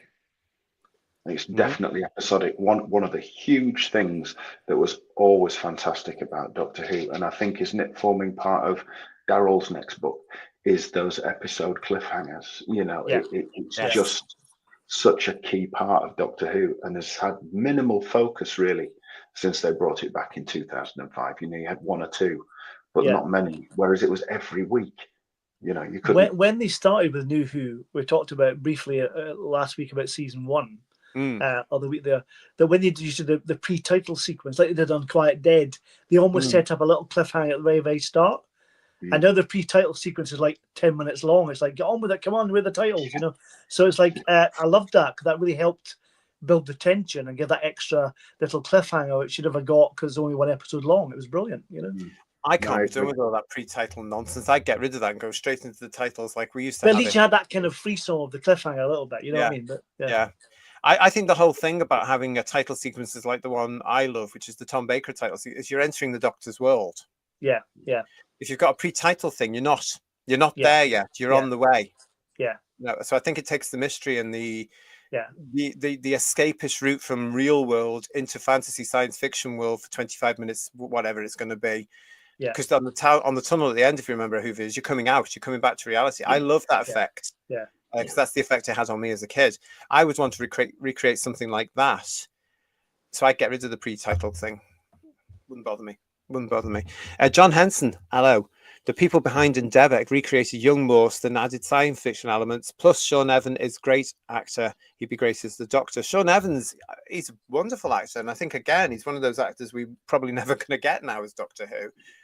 It's a great shame, actually. I don't know. I don't think Doctor Who has the reputation it once did. No, we're back to Paul Daniels as the Doctor again, definitely. I think. Yeah. Eddie Izzard. Yeah. Oh, don't. Please. Don't. It's good to see you all in the chat. Thank you for joining us. It's your big show. It's headlines here on Who's Views tonight. I wonder how much the new Eurovision episode will rip off Gareth Roberts' Bang Bang Boom. It seems like they're making a point having it now written by a tea activist. That's a good point. I hadn't thought about that. Yeah. I forgot he'd written that episode as well. Yeah. You soon see. We will soon see, because it's coming along, isn't it, soon? So can't believe we're that near to it, everybody. I know. Really, really, really isn't. Excitement, thrilling, isn't it? It's That's too much, isn't it? Sorry, Whoop, whoop, etc. Whoop. Yeah. We've got Lex saying to us, thank you for your super chat, Lex. Fan projects for Doctor Who on the Tube of Who are the future. I'm inclined to believe that. I mean, we've done it before in the Wilderness years, where, of course, people were coming out with independent spin-offs. I think we may see that again. We've got one coming to us this year as well, haven't we, really? We have indeed, yeah. Yeah. So with Phil, Doctor Who Meets the Scorpion is on the way. So yeah, we'll get into. He must be busy at the moment. I've not heard from Phil for a while, so he must be busy putting it all together and getting it all sorted. So as soon as we hear from him, are you in the chat? But as soon as we hear from him, we'll start covering that. Yeah, are you there, everybody? Yeah, are you once there? for yes, twice for no. No, he's not there. We need a serious actor playing the Doctor, says Lee Smith. Yes, we certainly do. And You Demorpin is need an saying, actor, living a serious actor, yeah. Yeah. Sean Evans would have been magnificent, says Demorpin. We need an actor that's going to take it seriously again. I'm not saying that Shooty wasn't, but I mean, he was told to do it a certain way. He's gone to do it a certain way. The scripts were terrible, written a certain way for a certain activist minority of viewers. And it's such a shame. I would have liked to have seen the Doctor he wanted to play. Yeah. We're never going to see it because it's more of the same coming to you this season. I guarantee you a lot more. Craig Dunlop saying, I'd like Toby Stevens as the Doctor. There were rumours about him in the role before Shooty got it. Don't know if there was any value to the rumour. Rumour, probably not. I mean, I heard it was Anirin Bernard that nearly got the role, who was in the last series as well. Yeah. We will find out. I wonder how they would have written it if he had got the part. Differently. Playing the Doctor as a gay character, was that the way they're always going to go with it? Or was that just for the Shooty? No, there's no way they would have done that. That's because it was Gatwa. I swear to you, that's because it was Gatwa who was on the same page with all this sort of activism stuff. Had it been a straight a heterosexual white male, it would have been different. I'm absolutely certain. There's no way they were going to do that, and it certainly would have been played differently. Because if it was true that he was a potential Doctor, they changed their mind very late in the day, apparently, didn't they? So it could have been so different and so much better than it turned out to be, which is really sad, isn't it? Yeah. But I think with Russell T Davies doing it, though, he would have still tried to take it along the activist route. He would have just done it in a different way. It would have still been preachy. It would have still been white people bad and all this kind of thing, which is exactly what he's done. He'd have just done it in a different way. Well, he would have done it the same way as he wrote it for Tennant, who was spoken down to in Starbeast, especially. You know, which was ridiculous. You don't do that. More news coming now from people associated with Doctor Who, of course, was this particular one from Fandom Pulse. Former Doctor Who showrunner Stephen Moffat lashes out at a fan. Go and be horrible to someone else. Well, this seems to happen an awful lot where these people associated with the show seem to be entitled enough to be able to get at the very fan base that have made them successful, or at least contributed to helping them be successful. How wonderful that must be. Let's have a look at this story from Fandom Pulse then. This goes on. Creators' panic has become apparent as Gatwa Doctor Who Season 2 draws near. After rumours that RTD will be out after this season as showrunner, Moffat is lashing out at fans, saying go and be horrible to someone else. The angry reactions of creators on shows like Doctor Who are a tell that things are not going well for the current iteration of the show. There's been little joy from the creator's voice since Gatwa took the role of Doctor Who, with Gatwa, RTD and others venting their frustrations with the show being poorly received by fans along with low ratings. Isn't this a breath of fresh air, everyone?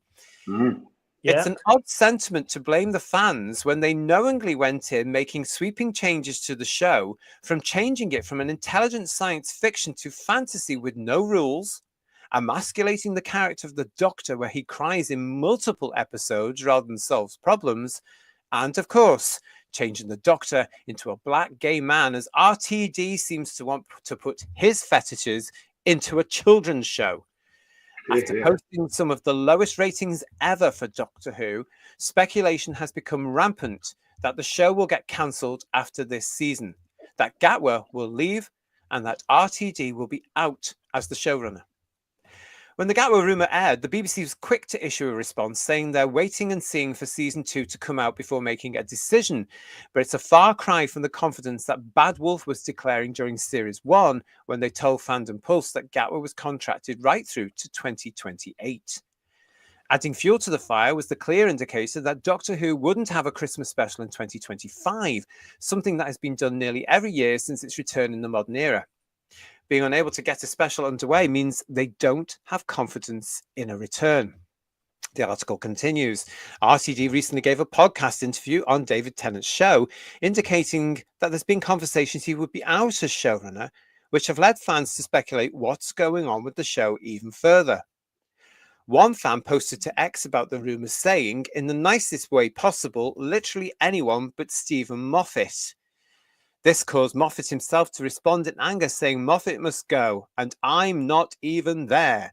And I definitely won't be, so all go and be horrible to someone else. It's not my turn anymore. It's easy to see his frustration in how the show has been perceived in recent years. However, instead of looking at the intentional creative choices that have been made for the show to cause the controversies, he's chosen to play victim with the fans. And here's the post here. Can you see this? It's an answer to the Radio Times thing. Russell T. Davis says there are conversations about the next showrunner. And there's Matty there. Hello, Matty. I hope you're all right. Don't take any notice of these people in the nicest way possible, literally anyone but Stephen Moffat. And there's Moffat's response there, as I've just read out. However, it doesn't stop there, everybody. It continued. Moffat also recently lashed out at a fan who was under the impression he used AI for his writing, saying, you can believe what you like, but it's true. Writing is my job. I just do it. What I've never done is have a complex conversation with something that isn't human. I find it fascinating and I think completely new. So there's the X, the tweet there that they've put in. So, you know, show me less like. Hello to you. It said there, why not? You're deeply impressed by it. You don't think there's a substantial difference between it and us. We're all talking about AI here. Lots of old hands in your industry buy into it, and your scripts are routinely about AI being tricked into being used for good. You'll forgive me if it's hard to believe. And that's when Moffat comes back with this. You can believe what you like, but it's true. It carries on by saying, it seems he's far more interested in correcting fans online and trying to bully them into agreeing with his work than saying what they want, seeing what they want, and trying to grow in his craft from doing so. A hallmark of modern writers and actors. We've seen this situation many times before with people blaming toxic fandom instead of simply treating an intellectual property with respect. Well, I found this article from Fandom Pulse to be really refreshing and quite honestly on a similar page to where we are all finding ourselves today. What do you guys think? I think it's great that someone's saying how it actually is, but I'm finding it laughable that Stephen Moffat is now throwing his toys out of his pram because he's had some criticism. You're in the arts. You're here to be, if you put something out like a book, a novel, a film, whatever, you know, you're open to criticism. You have to take that. So it's an opinion. It's not toxic fandom. It's an opinion. But I think Stephen Moffat particularly is starting to repeat himself. So the question about whether you write about AI or write with AI makes a lot of sense because he's just repeating himself constantly. You know, shouldn't really take criticism, surely. You know, I think I don't think Moffat uses AI. I think his stories would be better if he did. So he clearly doesn't. And you're right, Paul. He's always been one, just like RTD's been one for plundering the classic series and having the goal to say. I mean, let's all remember, he's saying series 1 with Gatwa, you don't need any knowledge of the previous show. You don't need any knowledge of Classic Who, and he immediately brings back Sutek as the big bad, where you clearly did. And so he's always been plundering Classic Who. Whereas Moffat's always been repeating himself, you know, and I've said before, you know, you look at the end of one of Matt Smith's series and the posters that they used to do was Matt Smith stood there with a cyber head, you know, and then you look at one of the first Capaldi ones and the poster is Capaldi stood there holding a cyber head, and they were both the series finales. And it's like you're just repeating yourself over and over and over. And he is one of those people that is incredibly self-obsessed with how clever he is, I think, and it always comes across. He always tries to be overly smart at the expense of writing really good stories, and he wasted his tenure. And you're right, JT. 2010 was about the time where the decline really set in, and you knew full well it was going to end up with the likes of Whittaker and Gatwa. No, it was there in the script for the Doctor's Wife. It was all there, ready to come along. A lot of you in the chat coming back with some some interesting comments there. Let's take a look at this, guys. Paul Stanford saying the modern creators from Who attacking the fans. Who'd have thought it? Yeah. There's a bit of a running theme going on since 2017, isn't there, really, between the creators and the actors? They haven't learned. They're not going to learn, these people these days. They're right. We're all wrong. Finally, they are getting called out for what they've been doing, says Legion of James. Finally, what's annoying, I've seen this all along, but only now is obviously failing to do what they call it out when they call it out. Yeah. I have a question, JT. Yeah. The audiences they had prior to this new era wasn't just fandom, was it? There was the general public were watching. Okay, so why? I understand we've switched off because we don't enjoy it as fans, but why have the general public switched off? That's my question. And it's a question that should be asked by these people in the industry. I genuinely think that it is only now that they're suddenly realizing, oh, what's happening? And it's because certain people in their industry have been made redundant. They can't get work. There's not enough coming out. They need to look at things like this. When it comes to Doctor Who, they're not going to bother. They're going to keep going. It's going to be very interesting to see what sort of publicity they put out for a series 2 that I personally think they've all written off. Yeah. I really do. The publicity for it, I believe, starts this week. So stay with us here on Who's Views. We're going to be looking at a lot of this, but this is one of the things we need to look at. Is there energy behind it? Is there any commitment behind it all? Is there any belief in what they've just produced a couple of years ago and finished last year? We all know that the majority of them have all moved on to other projects if they're lucky. I'm sure some of them aren't as lucky and are still looking for work. But the British public walked away because I genuinely believe the British public have started to wake up in the last few years, have started to realize what's going on, and they don't like being preached to. And it's not just in this as well. I mean, when you look at the BBC, Paul, as we've said before, and we're going to be looking at very shortly here on this very show, the BBC is so unpopular with the great British public, what there is of the great British public. So many people have cancelled their license because it's not giving them what they want. Where's the variety? There's a bloody drag queen on practically everything. Come on.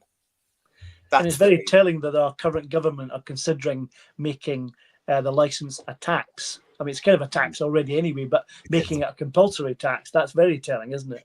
That's desperate. It really is. Well, it's stupid. It's stupid because all you'd have to do is get rid of your telly. Yeah. You know, I mean, I talk about watching Birdrak and All Creatures. They're the only things I really will watch on television, and there are only so many weeks a year that they're on. I don't watch anything on the TV because it's all useless. It's nonsense. Yeah. Who wants to watch a load of so-called celebrities dancing on ice? Not enough people these days. All these reality things they churn out because it's cheap. You know, in Live at 6 tonight, I'm talking about Millie Gibson's new drama. The Forsyte Saga's coming back. It's called The Forsytes this time round. Channel 5 have got it. You know, they've got some cracking dramas. Well, that's interesting. The BBC.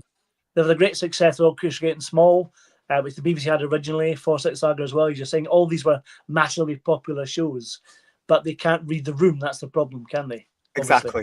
Yeah. And these sorts of quality dramas now made by independent productions like Mammoth Productions, etc., that used to be in-house at the BBC. Yeah. That's the situation we've got now. Everything's not. It's such a shame. I think the Rot poll came in and the beginning of the alienating the great British public from your viewing fit has come from the fact that they split the BBC up and nothing was done at White City anymore, and eventually they sold the donut to turn into flats. Yeah. What a shame. Matthew, I know Maida Vale's being closed as well. That's quite sad. I know. Heartbreaking. Do you think, JT, that I mean, I'm not saying that he was, but back in the 80s, if they knew each other, I'd put money on a late teen, early 20-year-old Moffat chuckling away as his mate Chibnall slagged off JNT on TV.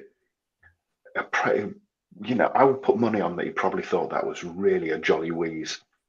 That's okay. But now he's in the role or been in the role and he's getting criticism. He doesn't like it. You know, I mean, that's only in my head. I'm not saying that's what he was. So allegedly and all the rest. But it wouldn't have surprised me. You know, they're all very pally-pally. They all... To come and criticise to come out and criticize your fan base, though, as we all know, is the wrong way to do it. And yet they all do it. They've copied each other in fan base. They've all done it, whether it be Star Trek or Star Wars or Doctor Who or whatever it's going to be. They've all come out and they've blamed the audience for their product failing. Look at the woman that did the latest Charlie's Angels film with Patrick Stewart was in. He obviously took the money and run, didn't he? Not watched it. Don't want to know. I quite like the first two, those films with Cameron Diaz and Lucy Liu and Drew Barrymore. I thought they were camp. I quite enjoyed those two. When I heard that this one was all anti-males and stuff, I didn't go back and look at it. And she actually said, her and her team said, if you're a fella, don't come and watch the film. It's not for you. So they didn't even go on date night with the girlfriends to see it. Massive flop. Yeah. What did they do is they came back and said, oh, they didn't come and watch the film. You bloody well told them not to, you idiots. Keep your big gob shut. Have respect for your fan base. When you've got someone like Doctor Who, we make up practically all your viewing figures. And we bring the public with us. So if you're going to slag us off and you're going to tell us don't watch it, I mean, I'm busy at the moment telling people when we talk about this, when I talk about Doctor Who, it's not as good as it was. I don't watch it anymore. And as a fan, they go, oh, if he's not watching it, I'm not going to watch it either. We're very powerful as fans, but to come out and criticize and slag off your fan base, it's not a done thing. You were fans once, as Ian's alluded to there. Get over it. Matthew Pound is saying to us, the fan wasn't being horrible as well. Get a grip, Moffat. There was nothing horrible about it, was there? It was actually quite good. You know, nothing horrible at all. Lots of you in the chat. Kev, hello, Kev Gresham. Hello, everyone. Mr. Moffat, we've done what your main actor asked of us. We touched grass, and because we made educated criticism of the drivel, you are now telling us we are the problem. It makes me laugh. They will always do that. Yeah. They will always do that. Honestly, they are the ones that are in the right. We aren't. Jason Parker. Sarah Jane Adventures was more like Doctor Who than the 2005 reboot ever was. Recreating a new Doctor Who series in the SJO mode could be a key format and bring back the cliffhangers too. Yeah, I'm inclined to agree with that one. Josh H. Hello, Josh. The show needs to move away from the universe destroyed mantra of recent seasons. Modern Who writing is an insult to AI, says Duncan. That's quite funny. I like that one. Garbage. Toxic fandom, or as Henry Cavill, genuine fans who have an opinion. Yeah, because Henry Cavill, as a fan of practically everything going, says that and stands up for fans. I do like. He's a nerd and a half. He definitely is. He really is, and he cares, doesn't he? He cares, and he actually cares about the fans and getting it right because he knows the power of the fans. Toxic fandom doesn't exist, says Matthew Pounder. Yeah. Toxic show, not us, says Lee Smith. What else we got here? Oh. Peter Venkman fans that yes, he was, because Peter's asking, wasn't he the one that came up with genderless Gallifreyans? Yeah. Sadly, he was. And Mrs. Lisa Pertwee, when the culture goes back to normal, so will these woke writers. They'll follow the tide every time. They are shallow-minded narcissists. The problem is at the moment with that, Lisa, is they've gone so far down this route of believing all this and being part of it. It's very difficult for them to turn back now without looking incredibly foolish or looking at their life in general and going, oh my God, what else does this mean? What else does this mean? What else have I got wrong? And they don't like it, do they? So it's a danger for them.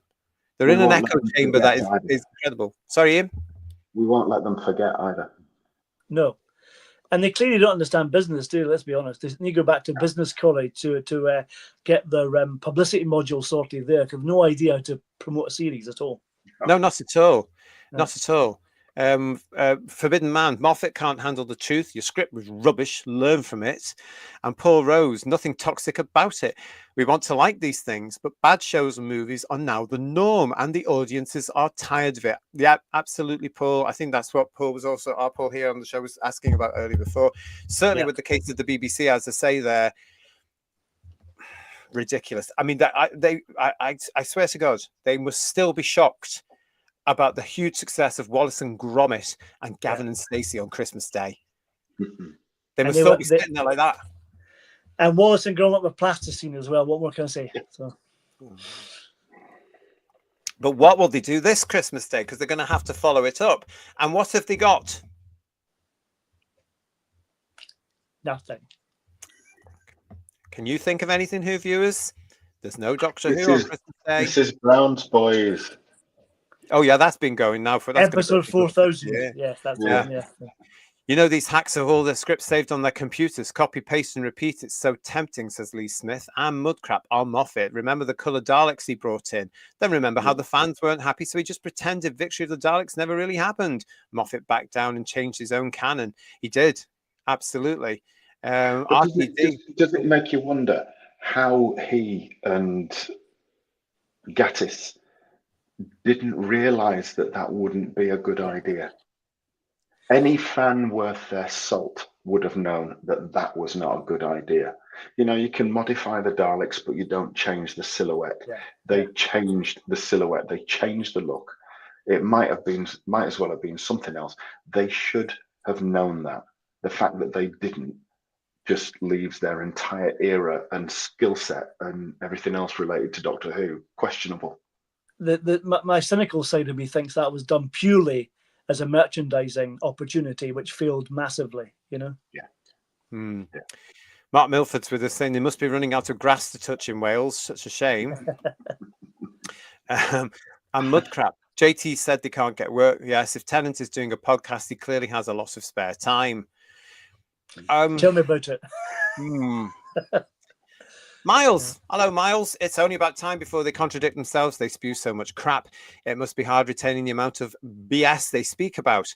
Moffat and RTD are obsessed with themselves. It's because they read Doctor Who magazine and they read the trade press and they look at the videos that tell them that are brilliant and they listen to people in conversations say, you're a bloody genius. And when you've got actors coming up to them who are good actors saying, you're a genius, I love this. And interviews is saying, you're a genius.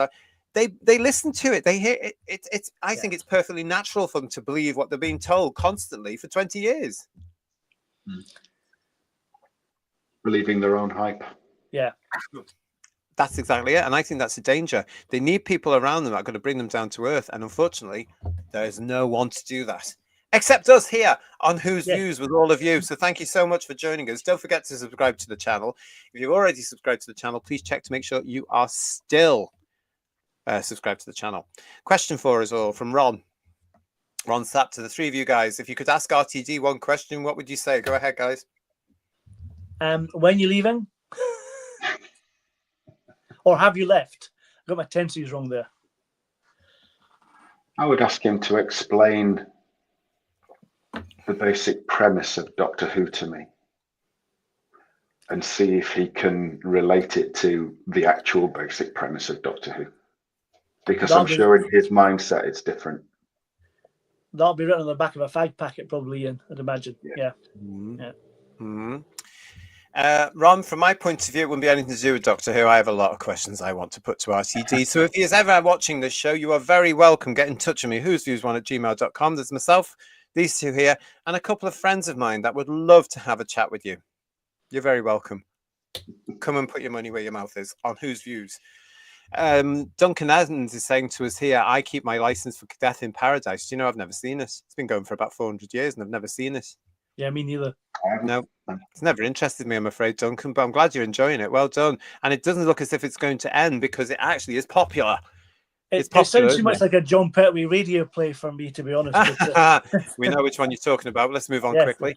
Heretic OSJC is saying our current government are also making it offence to have bans from the pubs to do it. What is our current government not making an offence now? They've got a new blooming law coming in the next week, which is basically blasphemy, which is something we do not have in the United Kingdom. I cannot stand what they're doing to our country. They are daily destroying our country for their paymasters, in my opinion. Controversial, perhaps, but I think it's true, and I'm sick and tired of them. Legion of James saying to us here, when the proper fans walk away, there is no one else. General public or casual viewers, often brought in by fan hype. The hype died years ago when we were told to leave. Twice we were told to leave, once by Chibnall's crew, including the then incumbent alleged doctor, and then again, now, recently. And then they complain that nobody's watching the blooming show. Thick.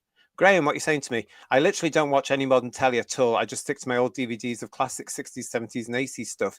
It's an interesting point, Graham, because a friend of mine was saying to me a couple of weeks ago that the repeat channels here in the UK apparently get very healthy viewing figures. Yeah. Of stuff that's 40, 30, 50 years old. What does that tell you about modern day telly? If some of them are pulling in equal to something that is the BBC's putting out at 7 o'clock, 8:30 at night today. I've been watching the odd repeat of the Lightly Lads, and it's really interesting. They have disclaimers beforehand about language and attitudes, but the bar steward word was bleeped out in one episode, which is really odd. Which word? Bar Steward. I'll just say that. Oh yes, yeah. I don't know if I can say that other word, proper word on here. Probably not. But Bar Steward is the alternative to it. So, but they bleeped it out, which I was really surprised. I mean, that's not that offensive, surely, is it? Yeah. If it was allowed in the 70s, surely it's okay now, is it not? You would think so, but obviously not. Yeah, because we're going backwards rather than forwards, aren't we? Yeah. A lot of you are actually saying that you're watching a lot of old stuff rather than the new stuff, which is good to see. And Marie UK, hello, nice to see you. Welcome to Whose Views. I can't listen to Tennant's voice for 2 seconds in a row because I'll vomit. We'll join the club, love, I tell you. It's a shame, really, isn't it? And it's a struggle when you're watching Tennant's Doctor Who, because I have to actually think to myself, this is a different Doctor, this is a different Tennant. Yeah. You know, this is before certain things got to him, because I just can't bear to look at him these days. And there's a lot of us in Britain are like that. A lot of them. Pete Harrington's with us. Hello, Pete. How are you? Good to see you. Hope you are well. Nice to see you. Thank you for joining us, Pete. I haven't seen him for a while. That's good. Good to see you. Yeah. Yeah. So we've got all that sort of a lot coming up to there. But boo-hoo, I say, about Stephen Moffat being like that. Boo-hoo, boo-hoo. I mean, anybody feeling any sort of sympathy for him? No, what a damn shame. No. Also, Rory and Cheryl and friends too are with us as well. Thank you very much. It's good to see you too. Nice to see you. Well, yeah, I mean, as I say, I am not feeling any sort of sympathy for them at all. And why should we? And why should some of their former friends and colleagues feel any sort of remorse or sympathy for them? In this particular case, and there's a few of them, believe it or not, around and about, but in this particular case, I am, of course, talking about the one and only Mr. John Barrowman, who this week appeared on STV. For those of you outside the UK, or even those of you in England, that means Scottish television. Yes, we have an independent television channel up here called STV, which is part of the ITV network. Of course you do. Yes. Freedom! Sorry. Please. But that's still there that I've just shown you is part of this interview, which happened on STV. And I don't know about you two. I thought John looked really old. Sorry, I just thought, he looks ill. Well, he's been through it, hasn't he, to be honest? He's had a lot of stress with all this. And it's been an awful time for him, to give him the benefit of the doubt. It's been awful for him. And he is looking his age now. And I think he's younger than me, I think. Is he? I think he's probably just haggard as a result of seeing his career just melt away as a result of what people have been saying about him, because they've jumped on bandwagons. I don't think some of the stuff he's said has necessarily been wise in certain areas. You know, I've heard stories of things where he's been saying quite adult things when there's children there and things like that. But, you know, has he warranted his career being destroyed as much as it has been? No. Yeah. And I think it's definitely taken its toll. Duncan Evans is saying he may look old, but he's still dyeing his hair. John is saying, I feel for him. He doesn't look well. And Rory and Cheryl are asking us, why did John speak to STV? Well, for the simple reason he's on tour in the UK at the moment. And at the moment he is in Scotland. I think it was either Edinburgh or Glasgow this week.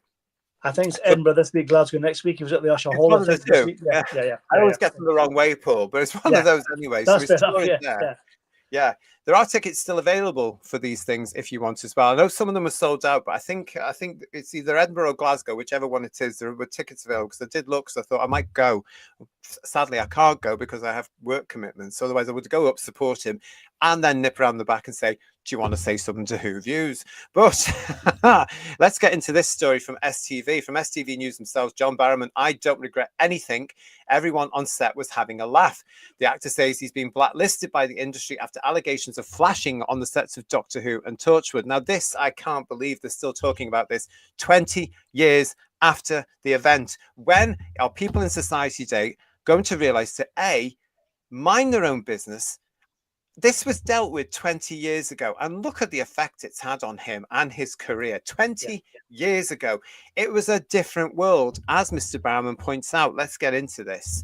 John Barrowman says he doesn't regret anything about his past behaviour and hopes to rebuild his career. Speaking exclusively to Scotland Tonight, the actor and presenter said he had been left completely blacklisted in the entertainment industry following allegations of misconduct by him on the sets of Doctor Who and Torchwood. Accusations that he had repeatedly exposed himself on the sets of the shows came to light in 2021. Asked by Scotland Tonight presenter Rona Dougal if his colleagues agreed that this behaviour was simply silliness and a bit of a carry-on, Barrowman responded, nobody complained.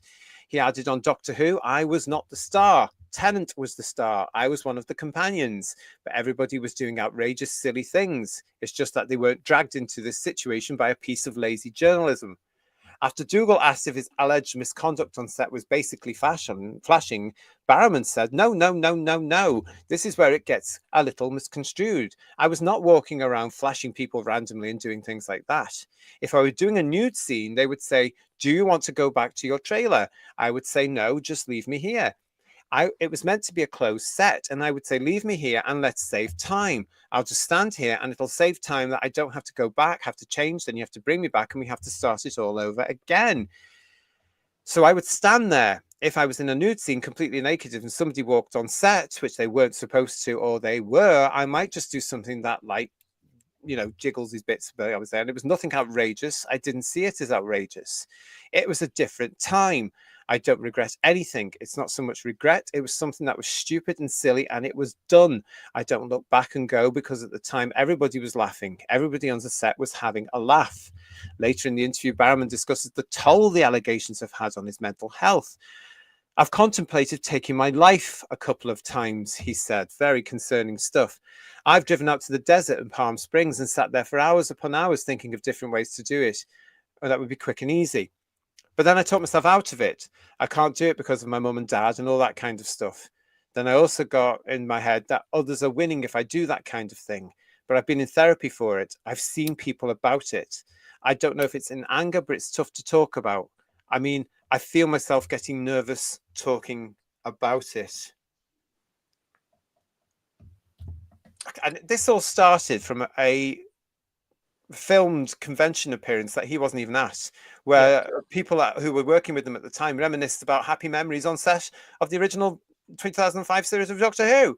And somebody took an offence, somebody that had nothing to do with it, somebody that was sitting in the audience, some miserable git took an offence and started all this nonsense, which has obviously damaged Mr. Barrowman so much. There's no spark there anymore. It's been blown out of all proportion. That there's no context to this at all because the person who complained wasn't even there. So it's like, what's going on? You know, that I feel so sorry for him. If it was meant to be, if it was offensive, he wasn't running down the park flashing to general public, was he? He was in a context of a film studio, and the context is all, and that's the important part of it. You know, it was done as a joke. Even this thing, it says it was a different time. Even that aside, that's nothing to do with it at all. You know what I mean? It's just, it was a bit of banter, a bit of fun, a bit of silliness. It was a joke. It wasn't done maliciously. He's not a predator. He's not in the same as you know, people who've been in the press prior to this, who've been at the BBC, who've been you know, removed and things like that. It's nothing like that at all. It's banter and silliness. It's all blown out of proportion. It's so frustrating. It really is. A couple of things. One, it just sounds really odd that we're talking about Doctor Who and nude scenes in the same sentence. Yeah, you know, yeah. that's Yes, one thing. yeah. And that's right back to 2005, isn't it? Because it was the Trinny and Susanna bit. But the other thing is, if what Barrowman did was so bad, then how come Gatwa is applauded when he posts pictures of himself in his underwear holding his manhood? You know, I can't believe we're talking about all this in Doctor Who, by the way. Yeah. No, where's the line? Where's the equality? They love that, don't they? Where's the equality? Where's the fairness? They love it when it suits them. When it suits them in, they love it. Yeah. And it's difficult for them, isn't it? Because John Barrowman is a gay man, and Gatwa is, Christ knows what Gatwa is, but whatever he claims to be, I have no idea, and I have no interest. But there he is on Instagram, in his undies, holding his whatever, and that's supposed to be okay. And yet 20 years ago, that nobody was offended at is enough to destroy somebody's career. It just seems woefully inappropriate, not balanced, not fair, really rather nasty, and none of this be kind stuff that the same bunch of people are always spouting, generally when things are targeted at them. I think there's a rumor, wasn't there, that he was reprimanded by the production crew, apparently, like producers, about doing it, allegedly. Yeah, but whether that's true or not, I don't know. Yeah. I remember hearing all about this 20 years ago, and it was all water off a duck's back because it was a laugh.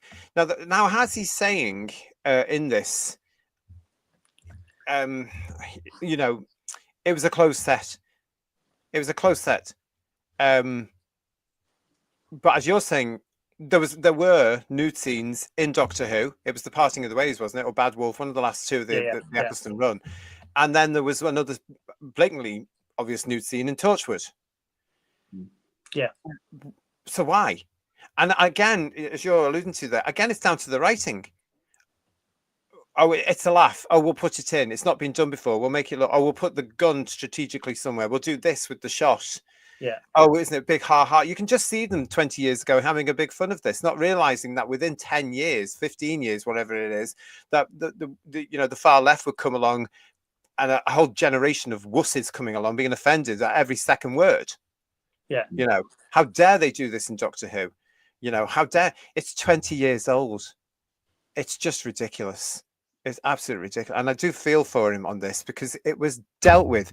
These allegations were dealt with. We know that Julie Gardner dealt with it 20 years ago. Imagine if you're in a day job, a normal day job here, and some new star comes along and finds out something that you were disciplined for or went down a HR route 20 years prior to them even being there and dug it all up again. And you had to go through it all again. Shocking, isn't it? It really is shocking. I do feel for him.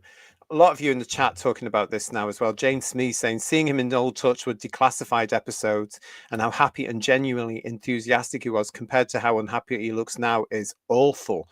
And he does say in the interview, doesn't he, guys, for STV, he does say it's had a terrible effect on his career. And that's why he's out now on this tour. In Glasgow tonight, one of you was saying to me there tonight, in Glasgow this very night, he talks about this on the show.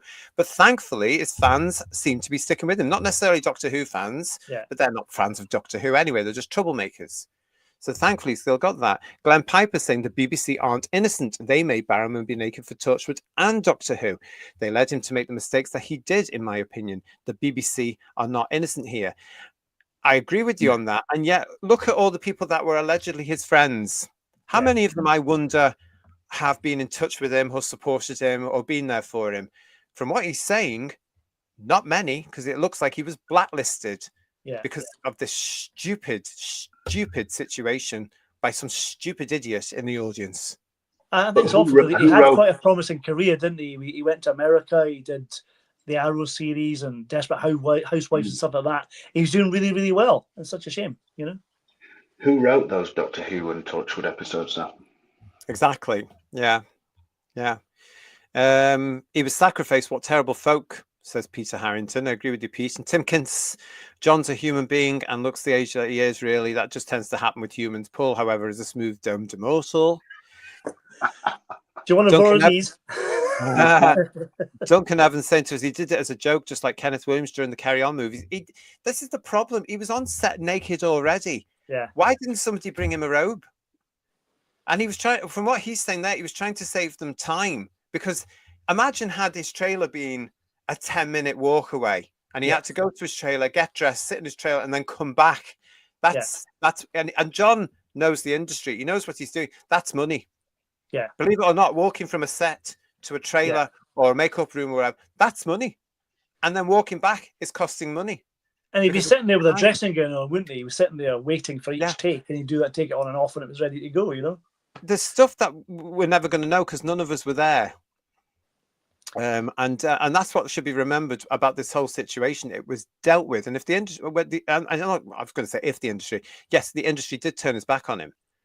I mean, you know, shocking. It's tragic. It really is. Yeah. It is. It's the hypocrisy of coming of the current alleged entertainment industry.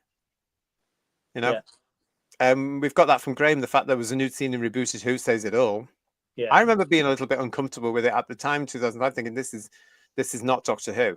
What's this? And there was comments. I mean, the lines that he was having to deliver at that point as well. They obviously had. It was obviously double entendre, wasn't it? Yeah. Your ratings have just gone Bad, up. John. You Bad. know, you're not talking to ratings, are you? You're talking about something else, and it's. We've got here from Timkins, the true wrong is idiots trying to keep their excuse for punishing people past the point of it being dealt with.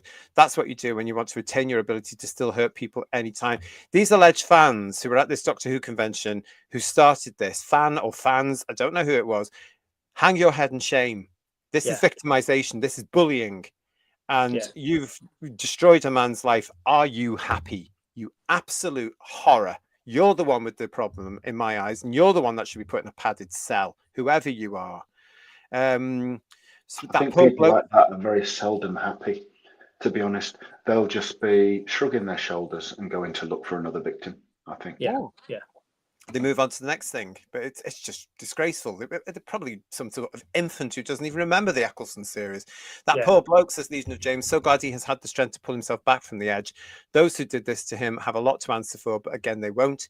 He's a bloke, so he is disregarded. More of that coming up very soon on our next story. And Mike Disney, if someone I knew did that, I think they were a wrong, and he brings it up in his show. So it's him constantly dragging this on. I don't necessarily agree, if you don't mind there, Mike. I think it has to be addressed because they've destroyed his career. He can't get work. He's coming on tour now because he's doing it himself. He's producing it himself. He's written it himself. He's put it on himself. For all I know, he's bloody booked the venues himself because nobody's around him anymore. That needs to be addressed. He needs to challenge them, and he needs to put people back in their place by saying, hang on a minute, you've all taken this out of context. It's 20 years ago. What's the big deal? So if he wants to come along and give his side of the story and talk what actually happened, I think it's vital he does that, and it's got every truth to do that. I really do. And he's trying to rebuild his career, isn't he? That's the thing, and that's the important thing for him. And good luck to him for trying. You know, he's got to eat. He's got to pay his mortgages, or whatever. You know, Jason Parker saying John Barrowman has been awfully ditched by his so-called friends and colleagues. They're all cowards. An industry which awards itself for bravery is anything but. I would like to dish out hypocrisy awards every year at the BAFTAs. Let's see who gets them. Oh, all of them. Yeah, JB is such a treasure, and his dogs are the sweetest, says Mrs. Lisa Pertwee. Is it one called Tegan? Who had a dog called Tegan at one point? I'm sure he did. Didn't he? I think so. Yeah. And John's pointing out that Kenneth Williams did similar things allegedly. Yes, he did. It shows you how things change. But I've said it before, and I'm saying it again, and I'm not going to mention names, but I know at the same time that Mr. Barrowman was doing this, and afterwards, there were other people in the industry on television shows, certain television shows, that were doing exactly the same thing. Now, that's all I'm going to say, because I wouldn't want people going around looking for that, but they must be crapping themselves. I said it before, because if it ever comes out, they're going to have the same situation. So they've got to be quiet now, but they knew who they are. The song says there's no people like show people. That's how the song goes, I think. Yeah. And as we said before, for those of us that have been around theatre or this sort of stuff, it was happening all the time backstage. You get various women at the side of the stage flashing their chests at people to put them off their lines. It was humorous. It was pranks, it was jokes, it was jokes, wasn't it? It was just a bit of fun. It was actors behave differently at work than you do normally in a normal job. And I don't mean that to sound patronising at all, but it is. It totally is. I mean, when you're in small confined spaces, getting changed constantly. Yeah. How just thinking about it in a wider context, and thinking about this person really does make me want to bring my dinner up. But why was it just generally people chuckling when quite recently Angela Rayner would say how in the House of Commons she would flash up her skirt to Boris Johnson? How is that any different? Has she been cancelled? Oh no, hang on, she's the Deputy Prime Minister. Exactly. It's utter hypocrisy. It's two-tier, isn't it? How topical. I just think people have overreacted to this thing, and I do feel for John. I couldn't believe. I mean, I didn't think about it. I don't know if you guys heard about it 20 years ago. I read about it in the magazine or something like that, or whatever. There's other stuff that was going on at the time as well. We've mentioned it before here, what Billy used to call David, all this sort of stuff. That was the lewd behaviour that was around. And also, it's quite tongue-in-cheek. It's actually quite British, because it was the double entendre. That's a British thing that nobody outside the UK can ever understand. That's what we live on. That's our humour. It really is. Do you remember? I think it was through the 90s. There was kind of a boyish kind of thing. A lads mag called Lodi. Remember that? And that was all kind of something like that kind of attitude at the time, and it kind of built up into the 2000s, didn't it? That kind of attitude. Yeah. The lads mags. The lads mags were massive. The rise of the ladette. Yeah. All still there in 2003, 2004 when this thing was being produced. Yeah. And we were more sexually aware, sexually charged at that particular point as well. Nobody was batting an eyelid. That's why I keep saying on all manner of things in society, we've actually gone back the way, and it's become a little bit more sort of authoritarian. You can't do this. But British humour is double entendre. Look at the Carry On shows that we do and the reviews of that. Look at those films. It's double entendre. And that was what was going on at the time. And they were all laughing and joking about it. Nobody, apart from a couple. So I just find it ridiculous that somebody can be held in the camp for something that was dealt with 20 years ago. And from an alleged Doctor Who fan. Yeah. I don't. I wonder if allegedly there's more of a grudge there for some reason. Who knows? Possibility. Yeah. I don't know. I don't know. But I'm for one glad that John's out there and he's talking about it and he's not hiding behind it and he's addressing it. If he's had this effect where it's affected his mental health to the point where he's actually actually thought about moving on, as it were. I've got to be careful what you say on this platform. Thank God he's looked for help. Yeah. And he's fighting it, which is really brave of him, which is good. Yeah. And also, if he's on tour and he's talking about it, that's therapy. Yeah. And his fans will listen, and they will listen properly because they're his fans. Yeah. It just shows me again just how degenerate Doctor Who fandom has become over the last 20 years. I did watch the interview on STV, and I found that the questioning from the presenter was a bit biased, I have to say. It was very much, let's see how much we can dig this up and twist it, shall we, kind of thing. You know what I mean? I agree. I didn't like her tone at all. I actually think she was fishing to get another story. I think it was all about her. How can I make this look like I've found a scoop? You can actually see the interviews if you want to here on the Tube of Who on the STV channel. It's all there. And Kirsty can find that shot, and Kirsty or Garbage, I know, will pop it in the chat for you. You can see the interviews there. He comes across well, but it's not the John we know. Yeah. Doesn't that say it all, though? There's a man who's talking about suicide, and he's clearly being beaten down, and they're trying to make it worse. Yeah. Well, that's the industry for you, isn't it? And that's the alleged. And did you watch the panel afterwards? There was a couple of an actor and an artist person talking about the interview, and they were much the same. They were saying, it's not. You can't do that kind of thing. It's not respectful. Blah blah blah. And they were just putting the boot in as well. It's just really weird. But it doesn't surprise me that they're doing that because they're talking with their woke eyes from today, and they're terrified of doing it. We've got to get over this. This is absolutely shocking. I can't believe we're talking about this in the 21st century. It makes me ill. Yeah. It's like we live in Victorian times a bit, isn't it? Everything's gone really prudish. Isn't it? Really, We've gone backwards. Yeah. Why did this come up again, says Paul Rose? They had him back briefly as Jack in Whittaker's era. Did I miss something? Well, that's when this happened. It happened when this was going on. Two of his former colleagues from Doctor Who went to a convention, which I think was in America, and they were talking about the banter that was had on that original series and how happy everybody was, blah, blah, blah. And then they mentioned this thing. You can still see it. I think it's still out there. Yeah. And they mentioned how John would do something on the shoulder and stuff like that. And somebody in the audience took offense. Went, oh, my God, that's so shocking. That's harassment. That's offense. That's this, that's this. And kicked off about it when they should have just grown up and realized it was 20 years ago. And because they went onto social media, that it all kicked off again. Barrowman was, I believe, instantly replaced on Doctor Who in the Whittaker era. He didn't come back to do his final scenes. Yeah, he disappeared at the end of that Christmas episode thing, or that special. He was in the initial bit, and then I think it was just a voiceover at the end, wasn't it, Paul? That's right, yes. He was replaced as voiceover at the very, very end. I think he's meant to be in flux, and they replaced him with another character, which is a shame. And Barrowman was keen to come back during the Moffat era as well, wasn't he? And he didn't come back for that for some reason. But then he came back finally for Chibnall, which is a shame. Well, it might have been he was doing Arrow. That's true. That's true. Yeah, Very but I heavy think schedule, as you know, because he was doing how many episodes are there for that particular one. Plus, he was doing other stuff, and he was doing some stage shows. And don't forget, he had that BBC show on a Saturday night, which was very successful. he was desperate to come back to Doctor Who even before Chibnall. Because he had fun on the show. So, yeah. He had fun on the show, and he thought people there were his friends. Gilliam is saying, got a feel for John. Always enjoy his work, from Doctor Who to seeing him in Cinderella at the Wimbledon Theatre. Always good fun, and it's funny dress up as Zap Barnagan at Comic Con. Don't know who that is, but thank you. And John is that the catch of the TARDIS dress? It might be, I don't know. But yeah, I don't know. But John Barrowman, John is saying John Barrowman will certainly know who his friends are now. That's the problem. And there aren't many of them because they've all turned their back. The problem is with the way the industry is now, if they keep turning their back on each other, they're going to be totally alone because they're all doing something, from what I can tell, or they've all said something, or they've all upset somebody. You know, if they keep turning their back, they'll be facing the right way around eventually, probably. So yeah, good point.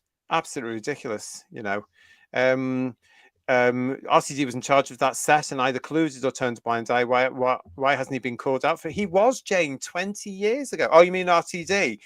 Yeah. Because it was all dealt with through proper BBC procedures 20 years ago. So they all thought it'd been put to bed. If it hadn't been these bloody delicate fans in the audience, we wouldn't be having this conversation today. And John would have had a bigger, more success, I'm sure. And Eve M found it very funny, from what I remember, says John. A lot of them did. A lot of them did. They were all there. If you weren't there 20 years ago looking at all these interviews, you can't possibly know. And I think this is where a lot of this has been construed from. Yeah, it's all context. Like I said, it's crazy. It really is. Anyway, so that's John. All the best to John Barrowman. Get well soon as well. And don't let them get you. I know it's difficult. You know, a lot of us have been cancelled in some form or another over the last few years. A lot of us have all been told about minding what we say and stuff, and people challenging our democracy and our right to an opinion, our right to voice what we want to say. But not to the extent, I was going to say not to the extent where our lives have been changed. All our lives have been changed when these people come at you. To some extent, you lose a lot of people and all this sort of stuff, but you know who your friends are. John, you're very welcome on the show at any time. Your friends are here, I can tell you. who'sviews1@gmail.com. If you are looking for a new job, by the way, I don't know about Paul and Third Doctor Ian here, then you might be interested in this particular one here from the BBC, Head of Diversity, Inclusion and Belonging at the BBC Workforce. As we've reported on the show, £80,000 is allegedly going into the BBC fund for all of this, as the BBC continues its DEI nonsense. Yes, it's not doing what the Bank of England and other businesses have done. It's carrying on with this. Oh, but wait a second. You too can't apply for this, because according to this article in the Telegraph, how to earn more in the BBC's top ranks, don't be straight, white or male. The national broadcaster pays senior managers more if they are female, disabled, or from the LGBT or ethnic minority background, says Tim Sickworth and Matt Damus for the Telegraph. This is another real, as far as I'm concerned, nail in the coffin for the British Broadcasting Corporation. As I've been saying, we have reported on headlines before how thousands of pounds of license fee payers' money is being spent at the corporation on DEI, which in America is falling out of favour at a staggering rate.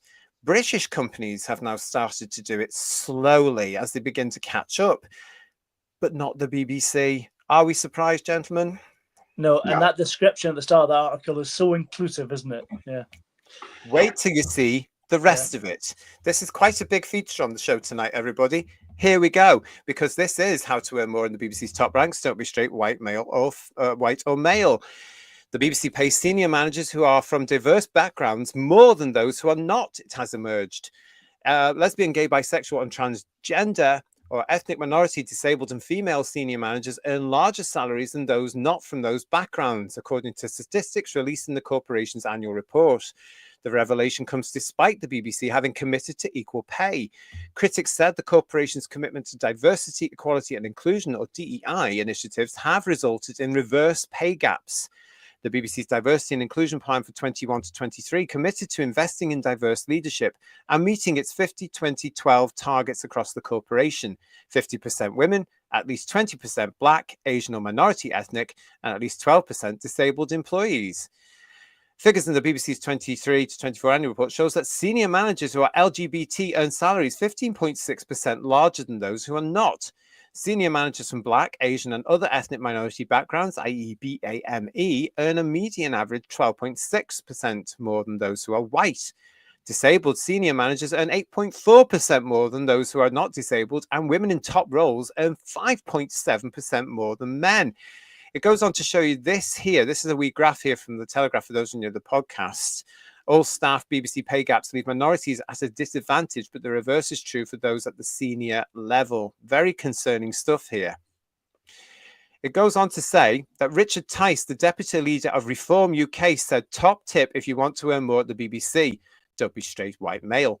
People should be appointed and paid based on merit, not on their ethnicity or sexual preference. Elliot Keck of the Taxpayers Alliance said licence fee payers will be dismayed by these reverse pay gaps. Anti's obsession with diversity, equality and inclusion has resulted in the very discrimination that it was supposed to protect against. The BBC needs to foster a culture of meritocracy and not one of virtue signalling. This all comes after Donald Trump, the US president, signed an executive order that puts an end to DEI initiative just hours after entering office.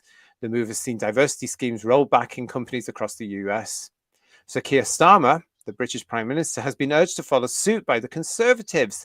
An independent inclusion at work panel set up by Rishi Sunak found that the UK employed almost twice as many equality, diversity and inclusion workers per head as other countries, costing at least £500 million a year. This is a lot of money, guys. It is, I've got enough some information here as well about the reverse pay cap increasing. In 2020-21, LGBT and female senior managers earned 0.5% and 4.3% more, while in 21 to 22, BAME senior managers earned 8.8% more than those who are white. The BBC's report attributed the changes to workforce movements and not a result of unequal pay. The report went on to say that the BBC's pay gaps were lower than the national average. Our gender pay gaps remain significantly lower than the national average median gap of 14.3%, and the reported pay gaps for other main broadcasters in the UK, it said. The BBC has previously been accused of paying women less than men and was investigated by the Equality and Human Rights Commission over the claims. Oh, dear, oh dear. In 2020, the BBC has previously, in 2020, the body found there was no evidence of unlawful pay discrimination at the BBC. Stuart Andrew, the Conservative Shadow Culture Secretary, said, as the UK's public broadcaster, the BBC exists to educate, inform and entertain, not to engage in social engineering through seemingly discriminatory pay policies. The BBC should focus on delivering content for the licence fee payers and upholding standards rather than divisive DEI initiatives. A spokesman for the BBC said the BBC is committed to fair and equal pay for all, and all appointments are made on merit. An external equal pay audit recently concluded that there was no evidence of systematic bias in our pay approach or policies. We continue to monitor our pay gaps closely and do expect to see small fluctuations year on year, and we advise against the selective use of figures. Do you think if you're a white straight man, you could sue the BBC for discrimination, do you think? You should be able to. I just don't understand how this is allowed. I don't understand how they get away with it. They say it's more a sign of staff movements than an actual intention to have unequal pay. But if that was the other way around, they would address it immediately. They wouldn't tolerate it. The fact is, it is tolerated. And you see it everywhere, don't you? You've seen just this week, because obviously certain prime ministers are seemingly trying to stir war with Russia. And they've been saying that the RAF is critically short of pilots. Yeah. But 2 years ago they were saying white men need not apply. Well, how's that gone for you? Because if they go looking for pilots now, it should be. It's true though. That's absolutely true. Our RAF are understaffed, but so are our Army and Navy. And I know this because I've done projects with them in the past, and I meet people from these industry, from this sector, from these what's the word I'm looking for? Incredibly important services, and they're very concerned that they can't get people in. We do have a problem now as well, that we've got an awful lot of young people that feel alienated. Now, let me just make this very clear. When I say young people, I genuinely do mean white heterosexual males, especially. They feel that nothing is for them now because they are other people are targeted, not them. That's the problem. All these problems. I think it's absolutely ridiculous what's going on. And yet, whether they like us or not, the United Kingdom is still predominantly white. Yeah, and they hate that fact, I think. They hate it. Yeah. You see it in education, don't you? Because girls have a lot more focus on them than boys, so you can get them into STEM and everything like that. Yeah, subjects and all the rest. They have so much more focus than boys do. And yet, historically, going back decades, girls have always outperformed boys. So you would think, if anything, it's the boys that need more focus and bringing up to scratch. But it's not. It's just more effort put into the girls, which pushes the boys even further behind. And then you wonder why they become disenfranchised and, quite frankly, pissed off. You can't blame them, can you? No. But as I was saying in the Live at 6 show tonight, the problem is that unfortunately the young white males who are not being invested in any way, shape or form, who are told this isn't for you, an awful lot. And I've seen this in front of me, by the way. So I'm not talking nonsense here. I've had experience in this. Who are not concentrated on are then suddenly an open target for certain political groups we wouldn't want them to go near, who come along to them and saying, yes, we know you're not being listened to. Come to us and we will listen to you and we will become your family and we will nurture you. There is a lot going on in our country right now because of all this nonsense. It's very, very concerning. A lot of you are talking about this in the chat as well. Thank you so much. This was you're not going to believe this. Talking about that particular piece of information leads us to the next bit about the BBC. Look at this, everybody. Biased Beeb from The Sun. The BBC ignores views of public because it's full of woke liberals, claims its new boss, as he says, Match of the Day needs less footy. Televeteran reckons the answer is the answer is for the BBC to employ more working class Northerners. Now, this is an article which is about this gentleman. This is Dr. Samir Shah, CBE, who is the BBC chairman. Look at what he's saying here and let me know what you think. The biased BBC ignores the views of millions because its ranks are stuffed with woke liberals who are out of touch with ordinary folk, according to its own chairman. Samir Shah admitted locals' concerns about migration are not aired by the corporation. He conceded the slant of its news reports were down to the high number of metropolitan liberals it employs within the arts and humanities degrees. And he said the BBC should focus on hiring from the northern working class where we're poor. But last night, critics hit back at the broadcaster and suggested his ideas would not work. In his first interview since taking the role in March 2024, Indian-born Mr. Shah, 73, said the public were mostly sympathetic to boat migrants, but in communities taking them in, the BBC had not done enough to air concerns about school places, seeing a doctor and housing. He added, we have people in various parts of the country who really object to having a whole lot of migrants coming in. It is our job to hear the point of view, not to say, oh, I don't like those views.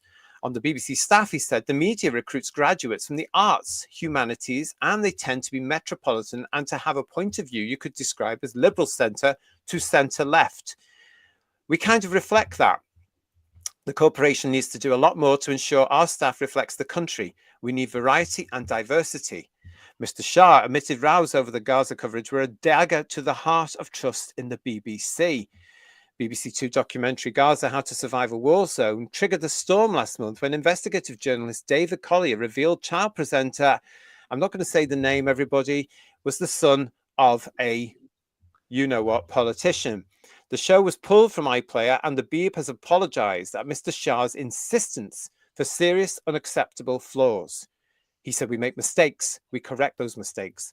There needs to be greater accountability. People have to face the consequences. A senior exec is rumoured to be facing the axe over the debacle, and there have been calls for police to investigate if money was given to the boy's family ended up with you-know-what. Mr. Collier warns systematic problems at the BBC will not be addressed by finding a few scapegoats or engaging in pointless recruitment exercises. Mr. Shah's remarks about working-class Northerners only go to highlight how dated derogatory stereotypes and identity politics remain firmly at the helm of the sinking BBC ship, Mr. Collier said. Another critic is John O'Connell of the Taxpayers a License, who said, time and again, the corporation has milked license fee payers while acting less like a neutral broadcaster and more like a megaphone for metropolitan liberals. It's time to scrap the hated TV tax. Newcastle sheet metal worker Peter Hawthorne, who's 56, said the BBC is on its knees. You can tell by way they have dealt with situations regarding their own staff. Retired gas filter Derek Bolam, who's 70, added, the BBC doesn't represent the everyday person from working class places. They say they need to look outside of London. Mr. Shah said he wants to stop the BBC stars moonlighting in the private sector. Last year, news anchor Clive Mirry failed to declare 28 speaking engagements for which he earned up to £250,000. Mr. Shah said it's a privilege to work for the BBC. They should just stick to it. He said if stars reckon they could earn more at ITV or Sky, they should leave, adding, no one's forcing you to work for us. Sorry, are you allowed to have another job when you have a full-time job somewhere else? So if you can do 2 jobs, that should be allowed, shouldn't it, really? I mean, that's allowed, isn't it? When it comes to this, when it comes to the BBC and everything, now we've had this over the Lineker debacle. He was contracted in to do certain amounts of things, but was like RTD, and we had this on the show last year. RTD wasn't directly employed by the BBC. Yeah. So they get around it. In normal circumstances, though, if you have a day job, you can have a bar job at night and do 2 jobs, can't you? So why can't someone at the BBC have extra activity around that by doing speaking at events or whatever and make money from that? I don't see the problem as long as you can still do your job. You know what I mean? I think personally, though, if you have a contract with the BBC and you are paid for by the taxpayer, the license fee payer, you do not look for anything else. Personally, I think you stick with that job. If you are presenting the news, I think you're presented a handsome salary, you get on with presenting the news. You don't go, I think if you're paid for by the public sector, that should be it.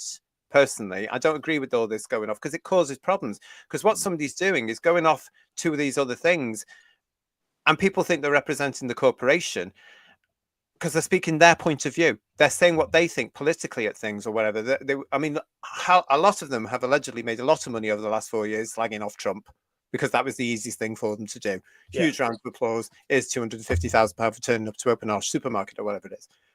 I think if you are with the BBC, you are responsible to the BBC. And no, I don't think you should be able to work anywhere else, personally. I mean, you go back to the 1980s and it was Thatcher instead of Trump, wasn't it? They were all targeting that to try and be edgy and up with it in their public speaking. But I think people like the Clive Mirey, he'll be getting these public speaking engagements because of his BBC role.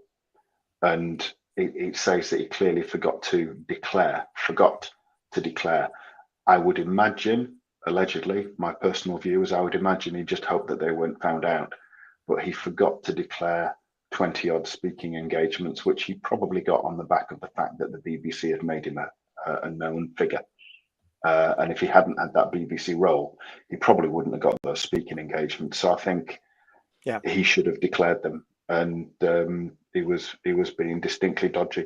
I mean, let's treat him in the same vein that they treated John Barrowman. He did something wrong. It was outrageous. His career should be destroyed as a result of it. Why not? The double standards and the hypocrisy, as I always say, are so evident. And it's no wonder people don't know what they can and can't do in that industry. Because I understand Paul's point at all about saying, well, if you can do this, but again, I think it's the BBC. And Jane's saying to it here, it depends what they're speaking about. You are supposed to be neutral and impartial. That's the thing about the BBC.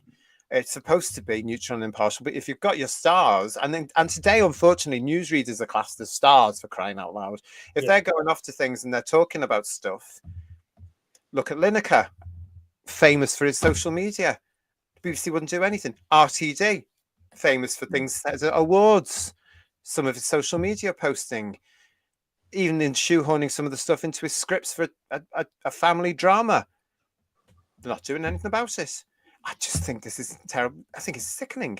Dalek Lives Matter is saying to us here, the public sector jobs are of trust, or should be. They should be, but they're not anymore, are they? I mean, have you seen how many civil servants didn't like the idea of Brexit, didn't get behind it, and didn't work for it? Yeah. And yet they deliberately go against the public vote because they didn't agree. Civil servants, by the way, please, God, do me a favour. Sorry if some of you are in the chat who are civil servants, but my God, hard work. They are hard work. That's what I found about the public sector as well. A lot of it is hard work, and it's so bureaucratic. You can't say this, you can't do that, you can't move it forward. You can't have an idea that's going to end a project because we want to get to our pension age. I think the whole thing is ridiculous. But I thought this was very, very interesting, that it shows that not everything is right in the BBC. I think the BBC's definitely past its sell-by date. They need to remodel it, but it shows right now that there are arguments in the BBC that the public do not know about. And yet you have to look at its output. There is, as we were saying earlier, Paul, there are reasons why the British public are not watching the BBC. It's because it's rubbish. It's because they've actually slammed down, since around about 2014 with the Scottish referendum, their opinion on people saying, you will vote like this because we're the BBC and this is what we were telling you to do. I would say to anybody that's watching BBC News, please don't. Go and look up proper news stations on I would recommend Talk Radio or GB News headlines. Go and have a look at those. Their news, it's read as news like in the old days. There's no sort of, oh, look at me, I'm the star, like that idiot who does ITN's News at 10. I can't watch him. Can't watch him at all. Craig is saying, I feel sorry for Clive Murray. Just think how much more successful he could have been as a female and a lesbian. Good luck with that one, yeah. He just ticks the one box there, doesn't he, really? Yeah. Tim Kins is saying civil servants are meant to serve. Yeah, well, I would say everybody in the public sector, including the BBC, should be. But for some reason, they think once they get into somewhere like the BBC these days that they're better. I mean, we've had people who have left the BBC after a long run there or working there, and they've actually said, look, they look at us as the great unwashed. It doesn't surprise me at all. Peter Harrington saying Lord Reith must be spinning. And Arthur Daniels is saying, we have to remember that there is the Royal Charter. For those not from the UK, believe me, that tells us a lot. Well, yeah, it could be that. It could be that. But I just thought that was something interesting to end up with tonight, everybody on the show. Bear that in mind, because Doctor Who is still a BBC product. We've seen where it's gone. We're about to see further it's going to go with the launch of season 2 in 3 weeks' time here in the UK and on Disney Plus, of course, outside the UK. Stay with us on the channel as we start approaching that. We're going to be telling you all about our plans for that in the next couple of weeks. I want to say thank you very much. No sum up tonight because we've gone well over time, but thank you so much, everybody. I think we've got a lot of your opinions in tonight's show. I hope you agree. To Paul and Third Doctor Ian, another great show. Thank you so much for that. But that last story is definitely something for us to retain the information on, I think. Could it be civil wars on the way in the BBC? Makes you wonder, doesn't it? Yeah. And their policy of hiring. Shocking. Yeah, what a waste of money that was, yeah. So let's look at the writers of the next series of Doctor Who, shall we? It all ties together, doesn't it, everybody? It's all there. It's all making a point. Thanks for joining us tonight for your big show on Sunday here on Headlines on Who's Views. Our next scheduled show, by the way, is coming up very soon. It is, of course, on Wednesday, where we've got our big discussion as part of marking 20 years of Reboot here, Reboot Who. We've got the big one this week. Is it time to call it a day? We're going to be looking at our highs and lows over the last however many series it is, but over the last 20 years, since Eccleston to Gatwa. Come and join us with your highs and lows. We are asking, is it time to call it a day? If you want to pop over to what used to be called the community tab, it's now called the post tab here on our channel. We're currently running a poll, which is asking you that. It's very simple, yes or no. Have your say, put your vote in there. You can leave us a comment as well. We'll be looking at those on Wednesday in the show on Wednesday. So thank you for that, everybody. And our next scheduled show for Headlines is, of course, next Sunday. But don't forget, whenever they drop a headline, we're going to be here to talk about it. From Paul, from Third Doctor Ian and myself, to all of you, thanks for joining us. Don't forget to like, don't forget to subscribe. If you've already subscribed to the channel, please make sure you're still subscribed. And we'll see you very soon. Ta-ra, everyone. Thank you. Good night, everyone. Bye-bye. Good night.